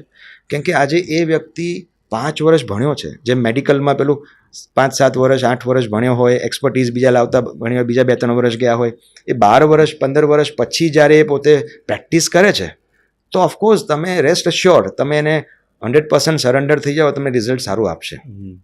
હવે એની જગ્યાએ આપણે એમાં એટલું બધું રિસર્ચ કરીએ છીએ, 5 ડૉક્ટરના ઓપિનિયન લઈએ છીએ અને પછી ઓપરેશન કરાવીએ છીએ, આમાં કેમ નહીં? તો આ પ્રશ્ન અત્યારે બહુ છે. અને એના કારણે પછી ક્લાયન્ટ રડતા આવે છેલ્લે કે સાહેબ હવે અમને ખબર નહોતી કે આર્કિટેક્ટ નહોતા, અને હવે મકાનની સારી એવી દશા દેવાઈ ગઈ છે, અને હવે આને કેવી રીતે આ ઓપરેશનને હવે તમારે એને સોલ્વ કરવું, અડધું ઓપરેશન થયું છે. અને ખરેખર આપણને દુઃખ પણ થાય, આઘાત લાગે કે ભાઈ હવે પેલા બિચારાએ આખી એની પોતાનું ડ્રીમ છે, એની પોતાના એસ્પિરેશન્સ છે, એની સાથે પહેલાં એ સરસ રીતે ખિલવાડ કર્યો હોય. એટલે આ માર્કેટમાં ડિઝાસ્ટર છે. પણ મેં જે આપને વાત કરી કે આ એક મેથોડોલોજી આજે જે આર્કિટેક્ટ્સ અને બિગિનર્સ એને ફોલો કરવી જોઈએ, કે જેથી એ લોકો પીસ ઓફ માઇન્ડથી કામ કરી શકે, અને they are pretty much sure about their payment terms conditions, અને એ પ્રેમથી પોતાના એફર્ટ છે એ ફોકસ એમાં કરે છે, ના કે જેમાં નથી કરવા જેવું કે મારું પેમેન્ટ આવશે નહીં આવે, છેલ્લે મારા પૈસા કપાઈ જશે, એ ના થાય. સો તમે હમણાં વાત કરી કે પેરેલલી 140-150 જેટલા પ્રોજેક્ટો ચાલતા હોય, રાઈટ? સો કઈ રીતે આ વસ્તુ મેનેજ કરો છો તમે? કારણ કે આ વસ્તુ એવી છે કે હું આ એટલે પૂછી રહ્યો છું કે જ્યારે મારા ઘરનું ઇન્ટિરિયરનું કામ ચાલતું હતું બિફોર કોવિડ, રાઈટ? તો ત્યારે હું યુનિવર્સિટીમાં હતો, બરાબર? એટલે મને ખ્યાલ છે કે કોલેજ જવાનું, આવીને અને ત્યાં જ્યાં બધું કામ શરૂ હોય ત્યાં જોવાનું કે આજે શું થયું છે, શું નહીં, શું ખોટું કર્યું છે, શું સાચું કર્યું છે, રાઈટ? તો એ એટલી પ્રોસેસ હોય ને કે એમાં તો રાત્રે કહેવાય ને, એઝ અ ક્લાયન્ટ તરીકે મારું બી ઓલું મગજ ફરી જતું, ઊંઘ ઉડી જતી હોય કે એને આ ખોટું બનાવી નાખ્યું, આવી રીતે ડિઝાઇન. જે તમે કીધું એ સેમ હું એટલે અત્યારે રિલેટ કરતો હતો કે બતાવ્યું હોય અલગ, આવ્યું હોય અલગ, એટલે આવું બધું થતું હોય, રાઈટ? પણ જ્યારે આવી ક્રિએટિવ વર્ક કરી રહ્યા છો, એક સાથે 130 140 પ્રોજેક્ટ ચાલી રહ્યા અને કોઈ પ્રોજેક્ટ સેમ નથી, રાઈટ? આમાં તો સિમિલરિટીનો સવાલ જ નથી આવતો. તો કઈ રીતે આ બધું મેનેજ કરો છો? પહેલી વસ્તુ તો છે ને, મેં હમણાં જે વાત કરી કે it's a huge responsibility as an architect કે જ્યારે કોઈ ક્લાયન્ટ આપણને એપ્રોચ કરે છે અને એમનું જે ડ્રીમ છે ને એને ફૂલફિલ કરવું બહુ મોટી જવાબદારી છે. સાગરભાઈ, તમને આ વસ્તુ લાગશે કે હું ઓલવેઝ એ વિચારું છું કે જેમ આપણે ડૉક્ટરની પાસે જઈએ છીએ ઓપરેશન માટે અને પછી આપણે સરેન્ડર થઈ જઈએ છીએ, ડૉક્ટર પર આપણે વિશ્વાસ મૂકીએ છીએ અને ડૉક્ટર આપણને 100% રિઝલ્ટ આપે છે. આપણે, હું એવું માનું છું કદાચ કેટલાક ઓપરેશન બીજી વાર થશે, ત્રીજી વાર થશે, પણ ઘર એક જ વાર બનશે. હવે આ એક એવી વસ્તુ છે, એ કદાચ કોઈક 4 BHK 5 BHK નું હાઉસ બનાવતો હોય. આજે અમે બંને એક્સ્ટ્રીમ સ્કેલમાં કામ કરીએ છીએ. કોકનું બજેટ આજે 50 કરોડનું પણ એક હાઉસ બનાવીએ છીએ અમે, અને કોકનું 5 કરોડનું પણ આવશે અને કોકનું 3 કરોડનું પણ 2.5 કરોડનું પણ છે. આ બંને એક્સ્ટ્રીમ એન્ડ્સ છે અને we love to cater both the clients, કેમ કે બંને માટેનું ડ્રીમ તો એ જ છે. આજે જેને 2.5-3 કરોડનું જે ઘર બનાવવું છે એનું પણ ડ્રીમ એ છે કે મારે બેસ્ટ મારું ઘર જોઈએ છે. કદાચ હું એવું માનું છું કે જે 50 કરોડ ખર્ચનાર માણસ છે ને કદાચ 10 વર્ષે ડાઉન ધ લાઈન એક બીજી વાર ઘર બનાવશે, પણ આજે 2.5 કરોડ વાળો જે માણસ છે ને કદાચ બીજી વાર ઘર નહીં જ બનાવી શકે, કેમ કે એણે એની લાઈફ આખી આની પાછળ આપી દીધી છે. એની પોતાની એક જે જમા પૂંજી છે એ એણે આખી પોતાની જે કંઈ છે બધું આમાં એફર્ટ્સ લગાડી દીધી છે. તો હું એવું માનું છું કે it's a huge responsibility as an architect કે અમારે એને એમનું ઘર, ડ્રીમ હોમ ડિલિવર કરવાનું છે. એટલે હું પહેલો કન્સેપ્ટ આ લઈને ચાલું છું. હું રોજ સવારે ઓફિસે જઉં ત્યારે ભગવાનને, અમારે ત્યાં મંદિર છે, એમાં પ્રાર્થના કરું છું કે ભગવાન મને એવી બુદ્ધિશક્તિ આપજો કે જેથી હું આ ક્લાયન્ટના ડ્રીમ પૂરા કરી શકું. અને એની સાથે જે આજે આ ટીમ વર્ક વગર શક્ય નથી. Single handed you can't do anything. આખું આ ટીમ અને ડેડિકેટેડ ટીમ જોઈએ. આજે અમારી પાસે 20-22થી વધારે આર્કિટેક્ટ્સ છે અને ઓન સાઇટ કામ કરવાવાળા 1500થી વધારે માણસોની ટીમ છે. હું આ બધાને એક જ વસ્તુ કહું છું કે ભાઈઓ, આપણે જે કંઈ કામ કરીએ છીએ ને, આ બધા ક્લાયન્ટ્સ આપણી પાસે આવે છે, જેમ ડૉક્ટર માટે રોજનું ઓપરેશન રૂટીન છે, એવા 50 ઓપરેશન રોજના કરે છે, એ રૂટીન છે એના માટે, બરાબર? પણ જો એની અંદર એ પોતાનો સોલ, ઇમોશન્સ નાખશે ને તો રિઝલ્ટ સારું મળશે. જે નથી નાખતા એમાં પ્રશ્નો પણ છે. હું આ બધાને કહું કે ભાઈ આપણે, આપણા માટે આ રૂટીન છે, પણ પેલા માટે પહેલી વાર છે અને this is for the first and last time. એ ફરી વાર ઘર કદાચ નહીં જ બનાવે. આવનારી 3 જનરેશન એમાં રહેવાની છે, 30-35 વર્ષ, 40 વર્ષ આ ઘરમાં મિનિમમ રહેનાર છે. એ રોજ એ વ્યક્તિ ઘર બન્યા પછી અને પ્રોસેસ દરમિયાન એ રોજ સારી રીતે આપણને યાદ કરે કે ભાઈ આ ઘર, I am super happy with the end result. રોજ એ ઘરમાં એને પોઝિટિવિટી મળે, એને એ રોજ એ ઘરમાંથી એને એક સારા વાઇબ્સ મળે. આ બધું ક્યારે થાય કે જ્યારે તમે પણ એક પોઝિટિવ એપ્રોચથી કામ કરો છો, કમર્શિયલ અપ્રોચથી નહીં. પૈસા તો આપણને મળવાના છે કેમ કે એ સિસ્ટમથી આપણે કામ કરીએ છીએ, રાઈટ? આપણે આપણી ફીઝમાં કોમ્પ્રોમાઇઝ નથી કરતા, તો સર્વિસમાં શા માટે કરવી? ફીઝમાં અમે કોમ્પ્રોમાઇઝ નથી કરતા. તો એની સામે ક્લાયન્ટ આપણને 100% આપણા પર ફેથ મૂકે છે, સરેન્ડર થાય છે, તો આપણે એમને રિઝલ્ટ આપવાની જવાબદારી સંપૂર્ણ આપણી છે. આ વસ્તુ હું અમારી જે કોઈ ટીમ છે એમાં આપણા જે બેક ઓફિસમાં જે આ સ્ટાફ છે 20-22 આર્કિટેક્ટ્સનો અને જે બાકીના ઓન સાઇટ કામ કરવાના 1500થી વધારે માણસો છે, આપણે એમને કહીએ છીએ આપણે એ લોકોનું ડ્રીમ પૂરું કરીએ છીએ. ઓફકોર્સ એના માટે આપણે એના જે રેમ્યુનરેશન, એના પૈસા આપણે લઈએ છીએ, પણ એની પાછળ આપણી બહુ મોટી જવાબદારી છે. એટલે ક્યારે પણ એમના ઇમોશન્સ ને સાથે આપણે ક્યારે કોઈ વસ્તુ ના થાય. ઓફકોર્સ એ લોકોના ડ્રીમ હોય, ઘણીવાર કેટલાક ડ્રીમ્સ એવા હોય કે જે એ પોતે પણ નથી પહોંચી શકવાના, તો આપણે એમને રિયલિસ્ટિક ઇમેજ આપીએ છીએ. પણ એની સાથે આખી મેનેજમેન્ટ સિસ્ટમ અમે ઓફિસમાં પણ બનાવેલી છે કે જેમાં હાયરાર્કી લેવલ છે. ઓફકોર્સ સિનિયર આર્કિટેક્ટ છે, અને એની સાથે બીજા લીડ આર્કિટેક્ટ છે કે જે લોકો નીચેની જે બીજી ટીમ છે આર્કિટેક્ટ્સ અને ઇન્ટી ડિઝાઇનર્સની એને આખી લીડ કરતી હોય ને એને આખી પ્રોસેસમાં હોય. એક આર્કિટેક્ટ ઘણીવાર 15, 20, 25 પ્રોજેક્ટ સંભાળતા હોય. એ બધાનું પાછું મોનિટરિંગ સુપરવિઝન થાય, એનું આખું એક ડેટાબેઝ તૈયાર થાય, એ લોકોની જે કંઈ કન્સર્ન્સ ક્વેરીઝ હોય. હું પણ આજની તારીખે લગભગ મોર દેન 14 અવર્સ કામ કરું છું. એટલે આ બધી જ, અને રાતના 9-10 વાગ્યા સુધી લગભગ હું ઓફિસમાં પણ કામ કરું છું. અમારા 2-3 આર્કિટેક્ટ્સ અમારી સાથે રાતના રોજ હોય જ છે. ઓફકોર્સ એ લોકોને ફ્લેક્સિબિલિટી સવારે આવવા માટેની પણ આપણે આપેલી છે એ રીતે, પણ આજે આપણે સમજીએ છીએ. અને રોજ હું એક વસ્તુ રાખું છું કે રોજ આજના દિવસમાં આટલા ટાસ્કમાં આટલા કન્સર્ન્સ અને ક્વેરીઝ ક્લાયન્ટના હતા, એ સેમ ડે આપણે ઓલવેઝ ટ્રાય કરીએ એવું કે almost out of all these concerns and queries raised by the client or the agencies have been solved on every day, અને every day basis at the end of day તમે એને solution સાથે તમે એમને approach કરો છો. આ બહુ મોટી વસ્તુ છે. અત્યારે માર્કેટમાં ઘણા બધા લોકો થાક્યા છે એના કારણે કે ભાઈ ટાઈમે ડ્રોઈંગ નથી આવતા, ટાઈમે ડિસિઝન્સ નથી મળતા.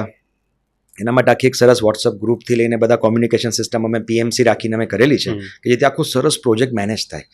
અને એપ્રોચ, આ બધામાં મુખ્ય વસ્તુ છે એપ્રોચ, એક પોઝિટિવ એપ્રોચ કે ભાઈ આપણે દરેક ક્લાયન્ટ કદાચ ઘણીવાર ઓવર કોન્શિયસ થઈ જાય, એન્ઝાયટી હોય એનામાં, અને એક જેનામાં કહીએ કે ભાઈ એકદમ ઘણીવાર એગ્રેસિવ પણ થઈ જાય. પણ આપણે સમજીએ છીએ કે ભાઈ એ વ્યક્તિ એગ્રેસિવ એટલે થયો છે કે ભાઈ એને વિઝન નથી આગળ શું બનવાનું છે. કેમ કે આ આખી પ્રોસેસ કેવી છે, સપોઝ ઘર બને છે તો પ્રોસેસમાં એને અડધા ઓપરેશનને ખબર નથી પડતી કે આ ઓપરેશનનું રિઝલ્ટ શું છે છેલ્લે, એન્ડ રિઝલ્ટ એ અમને ખબર છે because we have that vision, A expertise છે એટલે તો મને એપ્રોચ કરે છે.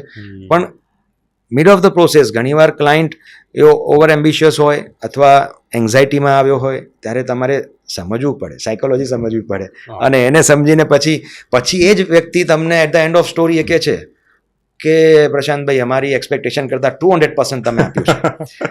પણ એ વખતે તમારે એક પોઝિટિવ એપ્રોચથી, એવું નહીં કે યાર તમે આવું કેમ બોલી ગયા, આમ છે તેમ છે, શાંતિથી સમજવું પડે. You need to cool and કામ યોર સેલ્ફ. અને એ બહુ અઘરી વસ્તુ છે કેમ કે આ ફક્ત તમે એક ટેકનિકલ સબ્જેક્ટથી આ કામ અથવા ટેકનિકલ આસ્પેક્ટથી કામ નથી કરી શકતા. 1+1 2, ઘણીવાર 1+1 11 કરવા પડે છે અમારે. ક્લાયન્ટના એપ્રોચને સમજવો પડે, એમના કન્સેપ્ટને સમજવો પડે, એમની લાગણીઓ. એની સાથે ઘણી બધી રિસ્પોન્સિબિલિટી છે. ક્લાઇમેટિક રિસ્પોન્સિવ ડિઝાઇન કરવી પડે, વાસ્તુશાસ્ત્રને ધ્યાનમાં રાખવું પડે, એની સાથે ક્લાયન્ટના બજેટને પણ સમજવું પડે, એની સાથે ક્લાયન્ટના આજે એના ફેમિલીમાં 5, 7, 10 જણા રહે છે, બધાની નીડ જુદી છે. આજે હસબન્ડ વાઈફની પોતાની રિક્વાયરમેન્ટ જુદી છે. કોઈને આજે હસબન્ડ વાઈફ છે, કોઈને આજે ચિલ્ડ એસી જોઈએ છે, અને પેલામને પંખો પણ નથી સેટ થતો, હવે રહેવાનું એક જ બેડરૂમમાં છે. આપ સમજ્યા? કોઈને રેડ કલર ગમે છે જે ખરેખર નથી સારો લાગવાનો, એટલે એને લાલ કલરના કાર્સથી લઈને બધા એના શોખ બધા લાલ કલરના છે, પણ ઘરમાં લાલ કલર નથી નાખવાનો. મારે એમને I need to make him understand કે ભાઈ આ તમને ગમે છે અને તમારી રિક્વાયરમેન્ટ બે અલગ વસ્તુ છે. What you want and what are your needs R different thing. તો એની નીડ છે ને, એની એકચ્યુઅલ રિક્વાયરમેન્ટ શું છે એ સમજીને આપણે એમને એપ્રોચ કરીને કદાચ એમની સાથે થોડુંક ક્યાંક કોઈક લેવલે એમના ઉપરવટ જઈને પણ, કેમ કે આપણને ખબર છે કે એન્ડ રિઝલ્ટ જો એને જોઈએ છે બનાવી દઈશું તો એ ડિઝાસ્ટર જ થવાનું છે. એના કરતાં એના માટે સારું શું છે એ સમજીને બનાવીશું તો એ છેલ્લે એ રાજી તો થશે જ, પણ એ આપણને આભાર માનશે આખી જિંદગી કે તમે સારુંથી મારા કીધા પ્રમાણે ના કર્યો, તોડવું પડે, પૈસા પણ જાત. તો આ બધા જ કન્સેપ્ટ છે, બધાને સેમ પેજ ઉપર લાવવા. The biggest task is to make understand all the family members and keep them on same page. Biggest task. જેમાં મોટા ભાગના લોકો આજે ફેલ થતા હોય છે. હું પણ ઘણી જગ્યાએ ચેલેન્જ એ ફેસ કરતો હોઉં છું, પણ ઓફકોર્સ ઇટ્સ મેં જેમ વાત કરી કે આપણે બહુ પોઝિટિવ મેનરથી અને પોઝિટિવ એપ્રોચથી કામ કરીએ છીએ, અને એક ભગવાનને આપણે માથે રાખીને કરીએ છીએ કે ચલો આપણે આપણાથી કોઈનું ખોટું ના થાય. પણ એની સામે આ એક બહુ ઇન્ટરેસ્ટિંગ અને ચેલેન્જિંગ પોઝિશન અમારી હોય છે, કેમ કે આ you are not dealing with the machines, you are dealing with the human beings. અને દરેક ઇવન નાનો 7, 8, 10 વર્ષનો છોકરો પણ છે, એના ઘરમાં બાળક છે, એને પોતાની ચોઈસ છે, એ પણ લઈને આવે છે કે પ્રશાંતભાઈ મારે આવું જોઈએ છે. એ એઆઈ જનરેટેડ કંઈક ઇમેજ બનાવીને લાવે છે, એ વિડીયો ગેમ એને, કેમ કે અત્યારનું જનરેશન તો બધું અલગ લેવલે છે. હવે એ તમને તમારી પાસે લઈને આવે કે મારો બેડરૂમ આવો જોઈએ છે, મારા બેડરૂમમાં આવા કલર્સ અને આ ટાઈપનું જોઈએ છે. હવે એના પેરેન્ટ્સ પણ કહે છે કે પ્રશાંતભાઈ આજે કે છે ને એવું તો નથી જ કરવાનું, કેમ કે આ તો બધા ફંકી કલર છે, આ તો કદાચ 2 વર્ષ પછી નહીં ગમે ત્યારે ફરી થોડું અમે ઇન્ટિરિયર કરીશું અથવા ફરી બંગલો કઈ રીતે બનાવીશું. પણ એ જ રીતે કદાચ કોઈ એકદમ LLD પર્સન છે, એની પોતાની રિક્વાયરમેન્ટ એકદમ બેઝિક છે, પણ પછી એ રૂમ ભવિષ્યમાં બીજા લોકો માટે પણ આપણે વાપરવાના છીએ, તો આપણે ડિઝાઇન એવું કરવું પડે કે જે બધાને માફક આવે, બધા વિન વિન કન્ડિશનમાં રાખવાના, સેમ પેજ ઉપર રાખીને, ઘણીવાર ક્લાયન્ટની થોડીક અગેન્સ્ટમાં જઈને પણ એમના હિત માટે કરવું પડે. આ બધું ઇન્ટરેસ્ટિંગ હોય છે અને it's always kind of fun for us. દરરોજ નવી વસ્તુ છે અને એવા મોર દેન 1500 ક્લાયન્ટ્સને અમે કેટર કર્યા છે ને હું ઓલવેઝ એટલા માટે હું મારી જાતને સદનસીબ સમજુ છું કે હું એવા ક્રિએટિવ ફિલ્ડમાં છું કે જેમાં રોજ લોકો સાથે ઇન્ટરેક્ટ કરવા મળે છે. ટીમ, આટલી બધી મોટી ટીમ ઓન સાઇટ કામ કરવાવાળી પણ છે, બધાની સાથે આપણે એક અલાઇન થઈને કામ કરવાનું અને રોજ નવા અને બધા શીખવા મળે. આપણે બધા પાસે શીખીએ છીએ. સ્ટીલ આમ એ ગુડ લર્નર. બધા પાસે આપણે ઝીણી ઝીણી વસ્તુ શીખીએ છીએ. ઘણીવાર નાનો વ્યક્તિ પણ સાઇટ ઉપર આપણને વસ્તુ સારી શીખવાડી જાય, જે આપણને લાગે કે યાર આ તો મેં વિચાર્યું જ નહોતું. તો આ બધું કરતાં કરતાં એક સાંજે ઘરે ગયા પછી એક શાંતિથી એક સરસ નીંદર આવે છે. એનું કારણ એ છે કે આપણે એક બહુ પોઝિટિવ એપ્રોચથી કામ કરીએ છીએ. સો તમે હમણાં વાત કરી તો અત્યાર સુધીમાં સૌથી કહેવાય ને કે વિયર્ડ ડિમાન્ડ શું આવેલી છે?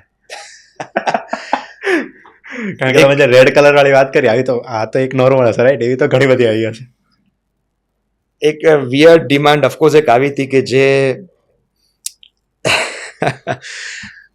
એ ક્લાયન્ટ છે ને એમનું, અને ગવર્મેન્ટ લેવલે મારે નામ નથી આપવું પણ એ બહુ મોટા અધિકારી હતા અને એમનું ઘર બનાવતા હતા અમે અમદાવાદમાં જ થલતેજ એરિયામાં. અને he was a very renowned personality અને બહુ મોટી પોઝિશન પર હતા.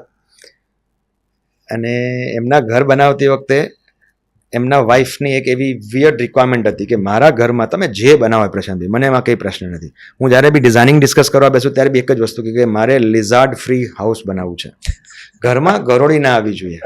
મેં કહું બરાબર છે, મેં આઈ ટુક ઇટ એઝ અ ગ્રાન્ટેડ કે આ બરાબર છે, નહીં આવે ગરોળી, એ પ્રમાણે બનાવીશું. પણ કંઈ પણ ડિઝાઇનનું એક્સપ્લેનેશન, ડિટેલિંગ એના જે બંગલાની ડિઝાઇન કરતી વખતે દરેક વખતે પૂછે. અમે એટલું સરસ ઇન ડિટેલ આપણે એને એસ્થેટિક વેલ્યુ એક્સપ્લેન કરતા હોય, પ્રેક્ટિકલ આસ્પેક્ટ્સ, બધું બરાબર પ્રશાંતભાઈ, પણ કે મારા ઘરમાં ગરોળી ના આવી જોઈએ. અરે મેં કીધું બેન નહીં આવે.